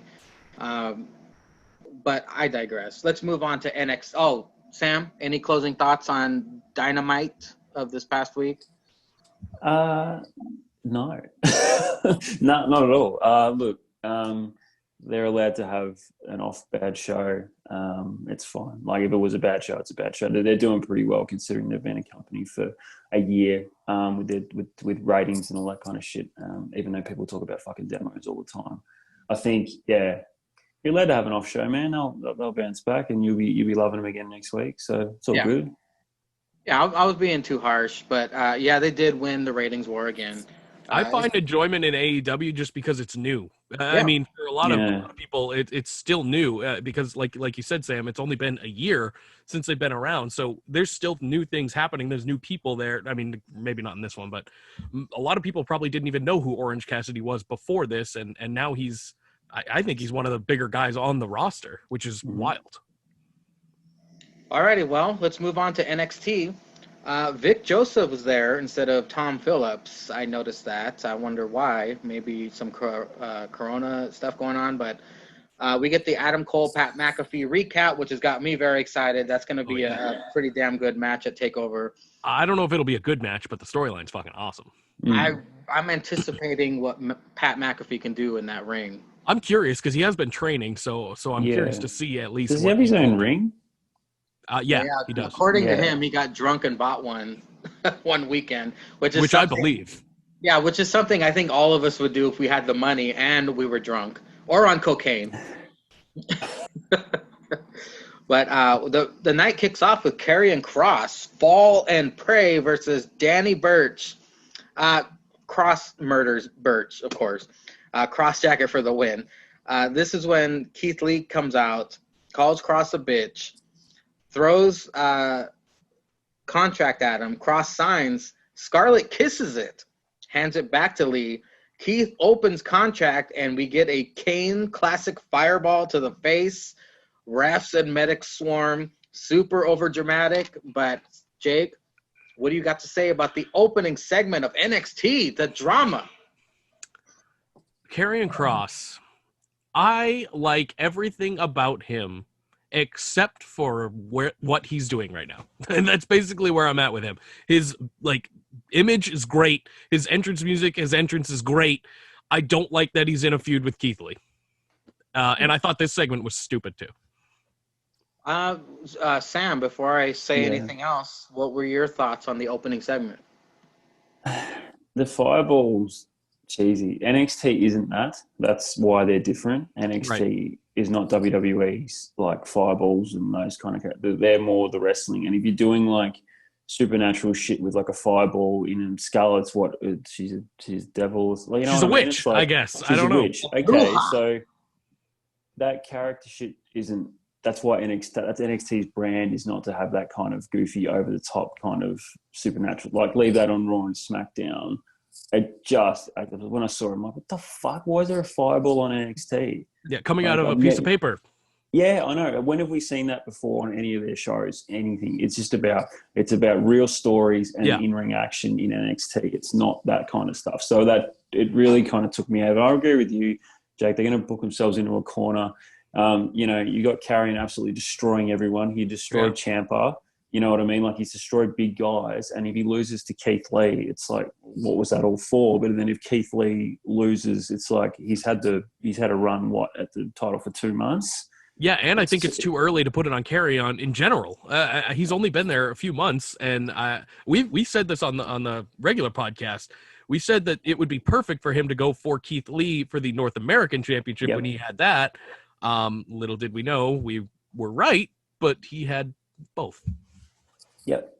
Do you guys think that they're if they don't book themselves into a corner, if they put the title on Kross, is that a reason to fast track Keith Lee to the main roster? Do you think that's why they would do that? That's the only way they do. That's the only reason if Keith loses that he's going to the main roster. He can't be in NXT. He has to. He can't be in NXT still if he loses. And what you said, Sam, in regards to NXT never doing the supernatural bullshit with the fireball, do you believe it's because Vince McMahon has just recently injected himself into NXT that maybe he's throwing these ideas out there? Because, like you said, this shit didn't happen before Vince came in. Now that he's in and he wants to focus more on the sports entertainment side of things, do you think that fireball to the face was a result of him intervening into their business? Yeah, he knows what that 18 to 36 demo wants. More fireballs, damn it. That's such good shit. It's just more fire. It's just like more fire. It's like, that's what the 18 to 36-year-olds want. It's going to pop a rating. I do love fire. I like fire. More fire. Well, It'll see like where they're going to go from now. Is it going to be like a recurring thing? Is he going to is Karrion Kross going to like be able to do that fire out of his hand, or is Scarlett going to be able to blow it out of her ass or something? Like I would like to see. Yeah, like what's next? Is this a one-off thing, or is this going to be an ongoing thing for his character? We'll see. Depends on how cheesy they want to make it. I was digging the hourglass. Yeah, that's fine. That's fine. That fits his character. That's time. That's time running out. That was good.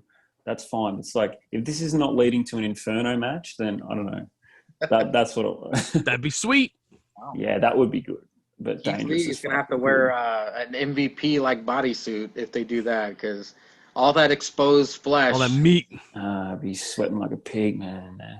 Well, after this, we had Drake Maverick versus Killian Dane, and if you were confused why they put this match together, clearly it was answered because it did not matter whatsoever. They kept cutting away to fucking Keith Lee, going like this, and the refs were swarming him, and we get Mia Yim wiping his face down and everything. So the Leprechaun versus the Orc did not matter at all. Of course, because in the meantime, Drake was trying his best to avoid death. The Undisputed Era pulls up in an SUV right after Keith Lee takes off in an ambulance. They rush the ring. They beat the shit out of Drake and Killian. So, hey, at least they got TV time. Adam Cole cuts a promo on Pat McAfee, dares Pat to show up next week. Fellas, on a scale of 1 to 10, how hyped are you to see the face-off in ring next week between Pat and Adam? Sam. Oh, man. Yeah, I've loved this from that first interview that he had on his show. Look, I think Pat's great. He's just a natural heel. Like, but what's Undisputed Era? Are they heels or faces? Like, what's gonna is Adam Cole, or are they tweeners? Like, you know what They're I mean? tweeners, Adam, for sure. They're tweeners. They have been there the whole time. Yeah. So it's a bit. I mean, beating up everybody in the ring's a bit of a heel thing to do. That's true. You know what I mean? So it's I can't wait. I think they're gonna they can both talk on the microphone, and then it's been a really great build. That fucking punt kick was incredible. But people are getting all like, oh, but he's not a wrestler. Or like, oh, it's going to be shit. Well, it's like, no, this story that's what's bringing me to the whole show, really. It's going to be better than Floyd Mayweather or like fucking Vanilla Ice or whatever. Who the fuck was it? Kevin Federline. Oh, K-Fed versus John Cena. Vanilla Ice, Kevin Federline. They're both horrible white rappers. Don't disrespect. I do love Vanilla Ice. Oh, no, I love Vanilla Ice. I'd rather Vanilla Ice over K-Fed all day. I forgot about that K-Fed angle. I might do something about that. I might bring back way back wrestling. Yes, for that do K-Fed. it. Yes. I forgot about K-Fed. Was fucking shit. That happened. Yeah. Wow. Yeah. I try to forget. I'm hyped. I'm pumped for it. It's got I love a good story, so I'm in. Well, Jake, do you think they're doing this sort of? I don't want to disrespect it and call it a nothing angle, but Adam Cole versus Pat McAfee, obviously a one-off. Do you think they're doing this because after this Undisputed Era is definitely going to Raw or SmackDown? Because the Undisputed Era, they're not really doing anything else besides this anymore. It seems like that's the natural progression of them. But I also don't think the main roster needs more fucking people because they're not using. It's the same argument every time. They have too many people already that they're not using. Ali lost to a nobody on fucking whatever their show, main event. So I don't know. It's a whole mess. I do think they'll be great on the main roster. I think this will be one of the ones that it'll be real hard to fuck up, but they find a way every single time. Yeah, they're gonna be in a feud with Retribution. That's what I hear. Oh no. Damn it. I hate it. Unless they are Retribution. No. They don't have any women. They don't have women. Well, after that would be cool. Bring in a woman to Undisputed Era on the main roster. I wouldn't mind that. Sure, fuck it. Nikki then Cross, feud with Retribution. After the commercial break, we get a Kushida highlight reel setting up the triple threat for later on. But we get Tyler Breeze, who's from his seasonal residence in Del Boca Vista, versus Santos Escobar with the Brown Order in a non-title matchup. Breeze gets the upper hand. Brown Order distracts Santos with the Phantom Driver, pin for the win. That's when you see Fandango come out in an arm brace, holding a broomstick, tries to assist but gets jumped. Swerve for the rescue. This is setting up for a 6-man tag. Jake, were you hyped for this segment because we got to see the Fashion Police together again, or were you fast forwarded? There was not this on the Hulu version. It Oh, was man. not there. It was not there. Oh, I didn't know this was a thing. So yeah, hype, Fashion Police, yeah. All right, Sam, you got to do the heavy lifting here, brother. Are they doing? I don't know. How long since it's been since they've been on TV? The Fashion Police guys, you know, Like a month. They were around like a month ago, weren't they? Regular feud with the Brown Order here, and Okay. they challenged Imperium like a month ago or something for the tag titles too as well. I think they're there just to put over new talent now. I think they've become like, you know what I mean, Fandango and Breeze. That's what I'm getting at. I don't know if they're ever going to have like a big significant run anymore, but I think they're there because they're both probably good workers and can get guys over, like other talent over. So I think, yeah, they'll probably lose the feud overall, but I think that's how they're going to be used in NXT now. I know Tyler's doing a wrestling school in Florida, so I think they'll just be brought into because they're names, and if you can beat those names, then you're actually going to elevate yourself. So that's where I think that their spot is at the moment, unless they get really over again and they start doing those silly backstage segments, which were amazing back in the day. So. I mean, they're incredibly fun to watch. So even if they're losing, they're nice to have around. Of course, yeah. You're always going to get good chemistry and a good tag match out of those two. They just work very well together. So yeah, I don't mind seeing them on my TV at all, but I just don't think that they're going to, be big NXT players. No, which is a bummer. I think Yeah. they should have won the titles at least once, any tag titles as together. But oh well, what are you going to do? One can. Not everybody can win things. The fucking B team had a run with the goddamn tag titles, and Breezango can't. Come on. And the B team got rid of their music after that too. Goddamn Battle Scars! I miss Battle Scars. The B team were the shit. Like they were amazing. So at the beginning, yeah. They're one of the best tag teams of all time. They should be on the tag team. Actually, they should be both signed in the tag team appreciation. Like they should be part of AEW's tag team division. Imagine that coming out and seeing FTR's face. B team. It's only a matter of time before those two get released anyway. So 100%. They'll be there. It's like for sure. The C team. They'll just rip it off. It's like, we're the C team now. So had AEW reached out to the SRAP Best Friends here and they said, who is the best tag team you guys can name? You guys would have said, the B team for sure. Yep. Hey, we got to put some shine on the boys. The Spirit Squad? I was getting some Christian vibes from the way Tyler Breeze looks nowadays. He kind of reminds me of Christian, but Christian had a little more success. After the commercial break, I can't imagine this was on Hulu. Indy Hartwell versus Mia Yim. Well, actually, it was. What? It was, yeah. That was on there over the Fashion Police? Yeah. Oh, my God. Well, yeah. Basically, the whole story of the match was Mia Yim's facials and Beth Phoenix going, it must be hard on her. She's thinking about other things. She's not into this match. That's why it was on Hulu, because it tied into the Keith Lee thing, is my guess. Okay. But I agree with you. It was a throwaway match. It needed to not happen. She wins with a unique arm submission, and Indy was mocking Keith Lee the entire time. Sam, any 2 cents about this throwaway match? It wasn't on the Australian Hulu version. I like Indy Hartwell though. That's my opinion. Impressive. She's impressive. She's super. She's like 21 too, so she's gonna be good. I do like her character work. I'll give her that. Yeah. Pat McAfee is gonna dance on the grave of NXT. What the fuck does that mean? I don't know, but I like it.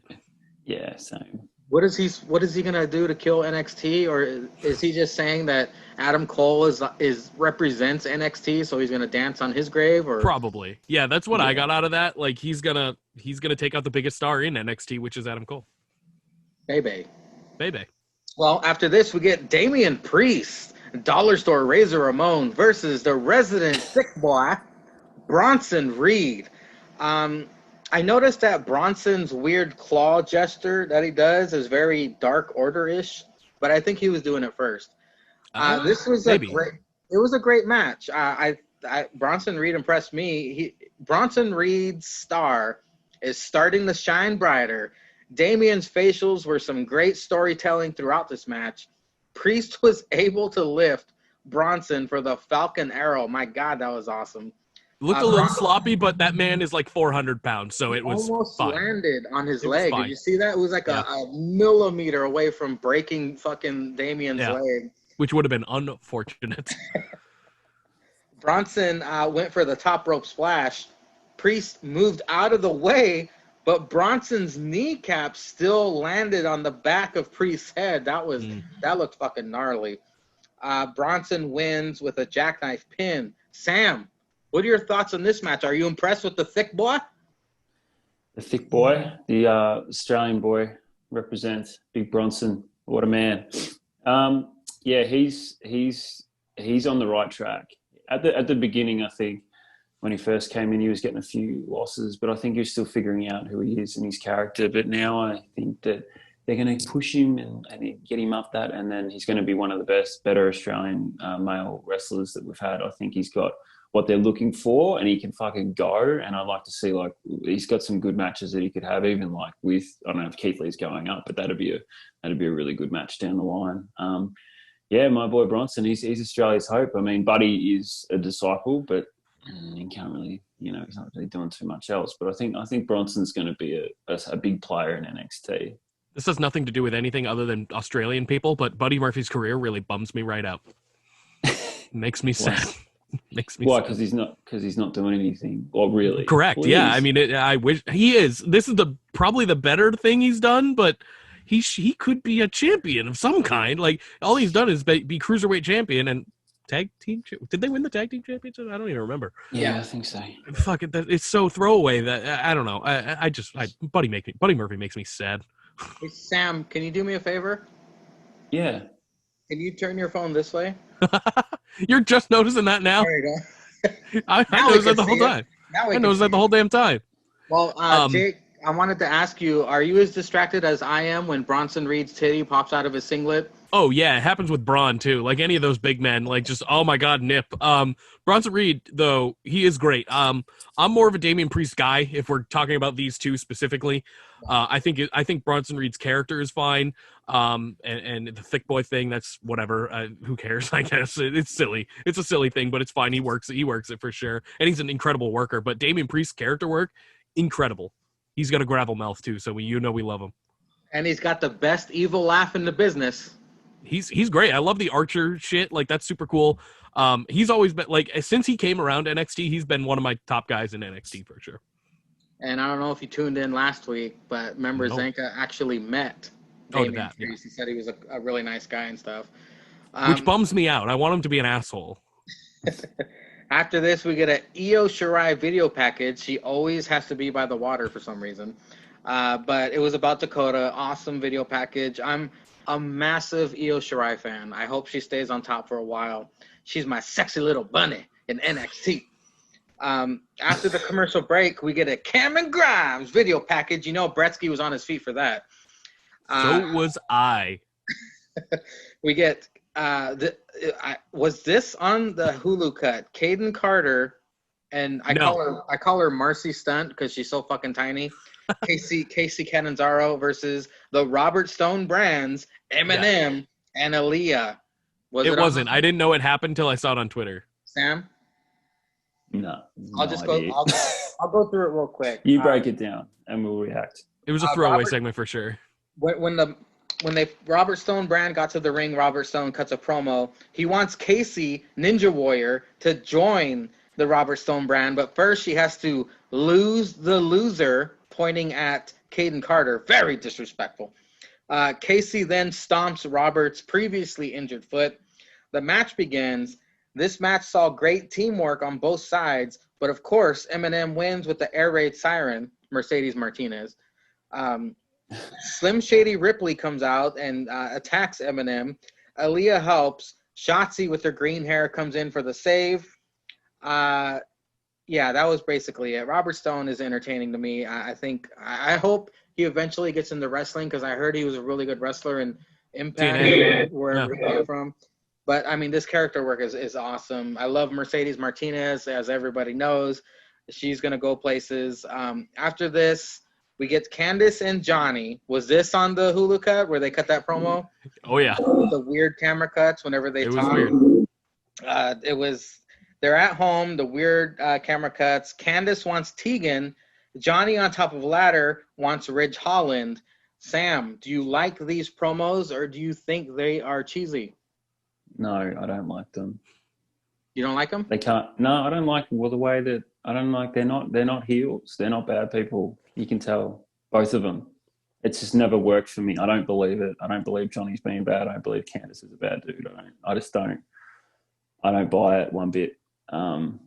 And I don't like Candice's hair and everything. I just don't like the whole thing. It just doesn't. It doesn't work. It doesn't work for me, and it hasn't. They're lovely people, and you can see that. It's like they're trying a bit hard to be bad, and I just don't buy it one bit. I can appreciate the creativity of them trying to go somewhere else, but I just don't. I personally don't buy it. I don't know what you guys think. I don't like them both being heels. Okay.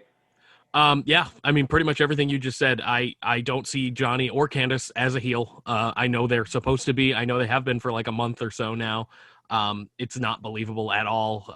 And I didn't believe it even further. They're literally just hanging in their house with their fucking dog, and Johnny's changing a light bulb, and it's I don't know. They just look like lovely humans. I don't know. I don't get it. I don't get it. My favorite part of Johnny and Candice turning heel, I don't know if you've been watching at all lately, Jake, is their new music. Okay, Johnny I haven't seen that. Gargano's and Candice LeRae's new heel music is awesome. As soon as it gets on iTunes, I'm buying it. I love it. But yeah, I agree with you guys saying it's kind of hard to take them serious as heels. But that's another theme music thing. I fucking love Rebel Heart, his last one. Like, I fucking love that song, and they got rid of it. I hate it. Give me my good shit back. Give me Battle Scars. I don't care who has it. After a short revisit to Thatch as Thatch Can Wrestling School, we get the main event.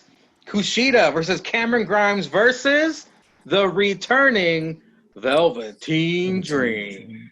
Yeah. Apparently he didn't get arrested and he evaded some very serious charges. Kushida did a strong arm wrench to Grimes, sending him down on the mat. He landed really hard on his neck. I don't know if you guys caught that or not. That was kind of scary looking. But Dream sporting a blonde peach fuzz on his chin. That was new. It's like Rodman.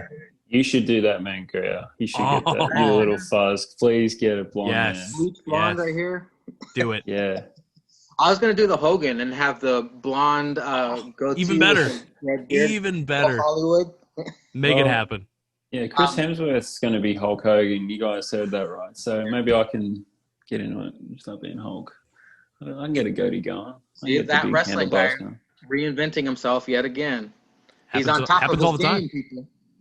I love to see what's next. Can't wait. It's OnlyFans. OnlyFans is next. No.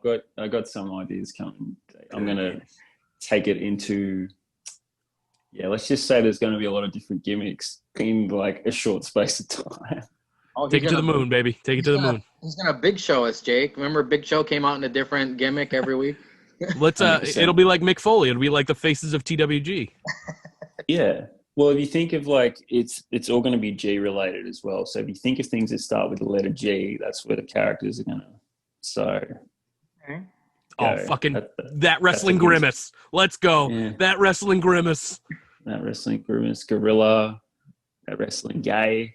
Oh, you know what I mean? Like, that's going to be the best one. That's going to be the best one. I'm calling it now. No, the best one's going to be that wrestling Grimes. He's going to come out like, to the moon, baby, to the moon. To the moon. See? Man, I didn't realize until this episode that I love Cameron Grimes. He's like one of my favorite guys on NXT. That guy is fucking hilarious. I love it, and I love everything he's doing, and I'm thrilled he won this match. Well, if you like Cameron Grimes, you're going to love Bretsky Grimes, who you can catch on the Tripod Beer Runs later today. But anyway, I digress. Or the Faux Pod, his own podcast. Yeah, that's true. Mangria has been on it. Yeah, I made him do that on his own podcast. This is a very entertaining match with three different styles colliding. Kushida is starting to impress me. If the people, the mighty 20 listeners of the After Party Hangover know I shit on Kushida at every chance I get, he's finally now starting to impress me. He's like Asian Rey Mysterio. He can tangle with the big guys and the cruiserweights. And of course, we got my favorite Moroism of the night. This is what it sounds like when Dream flies, as the Velveteen Dream comes off the top rope. Kushida gets an armbar on Grimes and a hoverboard lock on Dream. Grimes capitalizes, hitting the cave-in to Kushida, tosses Dream out of the ring. Grimes pin for the win. I know at that moment, Bresky was off his feet and cheering Grimes all the way to the moon, baby. And then after Grimes leaves, Dream, I guess, turns heel again and beats the shit out of Kushida. Sam, what are your closing thoughts on this NXT week? Closing thoughts. Well, that ladder match is going to be fucking sweet as well at TakeOver now. It's a shame Dexter's out, but I think that they're going to make up for it. I think. Sorry, that's on us. It's on us. Yeah, you fucked it, didn't you? We always do. Jake. We always do. Okay, Yeah. listen. I'm pretty sure Zanka started that one. All right. I will not take full blame, but I'll take some blame. You're supposed to kiss Marco Stunt's ass right now so you can murder him for me. Don't worry. You just wait till Tuesday. Don't I'm you putting worry. it in the hashtags, damn it. Yeah. Good. I'm into it. Yeah, I dream Kushida. Yeah, I don't know. Is it the match I want to? I don't know. Well, what's next for Dream after that? I know he got derailed a bit from the accusations. Like they're just going to ease him back in, but they're trying to build Kushida. So who's going to win that one? You know, like if they're is Kushida just going to be like a guy that just hangs around? Is he going to be a big player, or is it where's this? Is it the match at TakeOver? Is it next? Is it a big feud? Is it on NXT next week? It's like I just with Dream, it's like they've kind of got him there, and then something's happened. He's got injured. They kind of got him there, and he had allegations. It's like, are they going to bring him back up again? And then, what's he going to feud for? Is he going to take on fucking Karrion Kross and get his ass kicked? It's like it's interesting to see where the Dream character goes from now. Jake, closing thoughts? I'm glad, for once, I'm glad Dream didn't win this. I do think Cameron Grimes was the right choice here because Dream has had a shot. He's had that belt, so he didn't need to win this. And it looks like they're going with him and Finn after this. So I think that'll be... yeah, that's right. Yeah. I think that'll be really entertaining. So I'm excited to see what they do with that. Well, you know what they set up here with Dream attacking Kushida after the match. I believe during the Finn versus Dream match, Dream might be getting the better of Finn, and Kushida comes out, distracts Dream. Finn gets the win, goes on to the ladder match. And that's like a retribution match kind of deal, right? Like a winner gets 30, in. We get Kushida versus Dream. That's where I see it going, probably. Probably. Yeah, probably on like the opening match or something, because that doesn't seem like anything great. I mean, the match will be good, but storyline-wise, I do not care. Yeah, low stakes. Yeah. No. All right, fellas, we did it. We did it. We made it through episode 52 of The Hangover. We broke down AEW. We broke down NXT. Fellas, plug your shit. We'll start with that wrestling guy. Yeah, don't follow me. It's fine. I don't really give a fuck if you do or don't, to be honest. If you want to follow me, that wrestling guy, just don't DM me. I won't reply. I don't like you. I just do it so I can get all my frustrations out on the world, and it keeps my kind of mental illness at bay that I get these rants out. Otherwise, I keep it deep in. I'm going to go into mass shooting. So my page is actually, cathartic. It helps me release all my aggression. And if you want to see me release my aggression in a number of different ways, follow that. But I really don't give a fuck if you do. I only care that Jake follows me because he's my best friend. That's the really only follower that I actually care about. Other than that, you can all get fucked.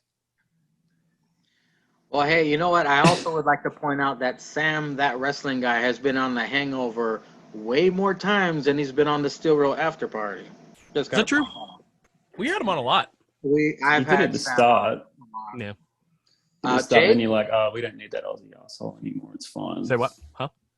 Oh, Jake, go ahead and get your plugs in. All right, you can Yeah. listen to my shitty voice on the after part. What's our podcast name? Still Real After Party. I barely fucking do it anymore. It doesn't matter anymore. We're on Tuesdays twice a month. Who gives a shit? Don't listen to that. Listen to this instead. This is better anyway.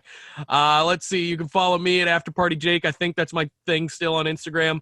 You can follow my new Funko photography thing. I have so many of these fucking stupid things. That's Funko Fat Guy. I got a ton of shit. And then follow that wrestling guy, my best friend. That wrestling guy. Best That's friends for life. And I love your new Funko page, by the way. Thanks. It's Thanks, man. great. Yeah, it's really good. I appreciate I want that. you to set up an OnlyFans with the pops, and I want you to do some interesting shit with them. Just I cover think that my would junk. be- Cover my junk with like Yes, Dwight. just in different. Yeah. I would love that. I would pay yeah, for that. that's a great honestly. idea. That's a great idea. I'm doing it. Sam, don't put that evil on us, man. No, but if you want to All see those tub shots. Ooh, yeah. Oh, I can combine my life. I can combine my Yes. worlds. Oh my god, that's great. I'll do it with like a Please. Jericho pop too to bring it all together. Please. Yep. Yes.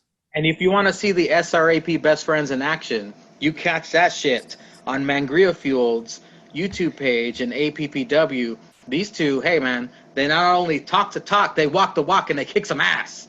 Check out I'm their going awesome to be in a ladder promos. match, right? I'm in a ladder match for That's some right. World Jake is Championship action. trying his singles career is going to be started next Saturday when he's in the ladder match against the Great Bretsky for the Decent Championship. Let's call it a singles career because I still have my best friend with me at all Oh times. yeah, he's gonna be rooting him on. I'm And there. Sam Don't say will have rooting. a match. Don't say rooting. Don't say Summer. rooting here. Oh, is that bad? Rooting here is Oh, like. it's banging, right? So that's even Yeah. better. That's even Yes. better. Yeah, so I'm I actually stick by going what to I root. said. I'm going to root Jake on Yeah, APPW. I stick by that. Tune Wow. in after the ladder match. There's going to be a live sex show like Edge and Leader, but me and Win or Jake. lose, I always win. Breaking news here on The Hangover: Sam, that wrestling guy, will have a match at Summerfest, but I'm not gonna say who his opponent is. Oh, You will all find out at the same time. I it's have an Andy. idea. No, it's not Andy. Oh, However, I'm out then. speaking of Andy with an I, Sam, do you have a message for Andy? Because he will be watching this. He was on earlier. Do you have a special message for your longtime rival? You guys haven't spoken in a while. Pour your heart out, my brother. Andy, I know we've been through a lot, man. Like, it's our feuds. We've cut deep. I've gone after your family. You've come after me. It went a little bit too far sometimes, but I miss you, man. Like, I miss you. Like, I miss hanging shit on you. I miss, ripping your arsehole open. I know you like to do that, but I actually do rip it wide open. I miss Bryce, my actual kid. I miss you. I miss your stupid fucking face. I just miss it. All right. It fuels me. It fuels my content. It fuels my life. And I need you back, mate. I need you back so I can destroy you for good. So you never ever come back ever fucking again. Because actually it's been the best time of my entire life. You being away. All right. You being away has actually been the greatest time of my life. So I just need you to come back once. Just one more time so I can bury you in the fucking dirt and then never see you again. Actually, Andy was expecting an apology. Sam. Good one. Oh, was he? Andy was expecting an apology because I know you're a busy man, so you probably won't watch his interview, but he did have something to say to you. He is very frustrated and angry that you didn't come through with any of your promises. The bet you guys had that started it all, pleasuring his wife, you said you would do it, you haven't pleasured his wife, and you haven't pleasured Andy in person. He's very upset. He was expecting an apology. I said, hey, I'll give Sam the floor if he wants to say something. I gave you the floor. No apology. I'm not apologizing to that idiot. Fuck him. Like, how the hell am I supposed to get over there? We're in a pandemic. What a dipshit to even say that. Like, I was preparing my flight to get over there and pleasure them both, rim them both, get out that spoon that he likes to have, a spoonful of truth, and like spoon both their asses. But pandemic, man. I don't forget. I will be over there to pleasure your wife. I'll be over there to take Bryce. And I'll be over there to destroy you Just you wait. There's the closing words from that wrestling guy. The closing words from After Party Jake. Thank you, ladies and gentlemen, for joining us for the year-long celebration of the After Party Hangover. Jake, as you heard, will return to the Steel Roll After Party this coming week.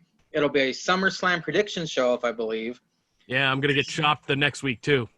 Tune in for Sam and his future rant about Marco Stunt, please. And ladies and gentlemen, as always, let's all say it together. It's been a year's worth of doing it. All hail Linda's Linda's Bush. Bush.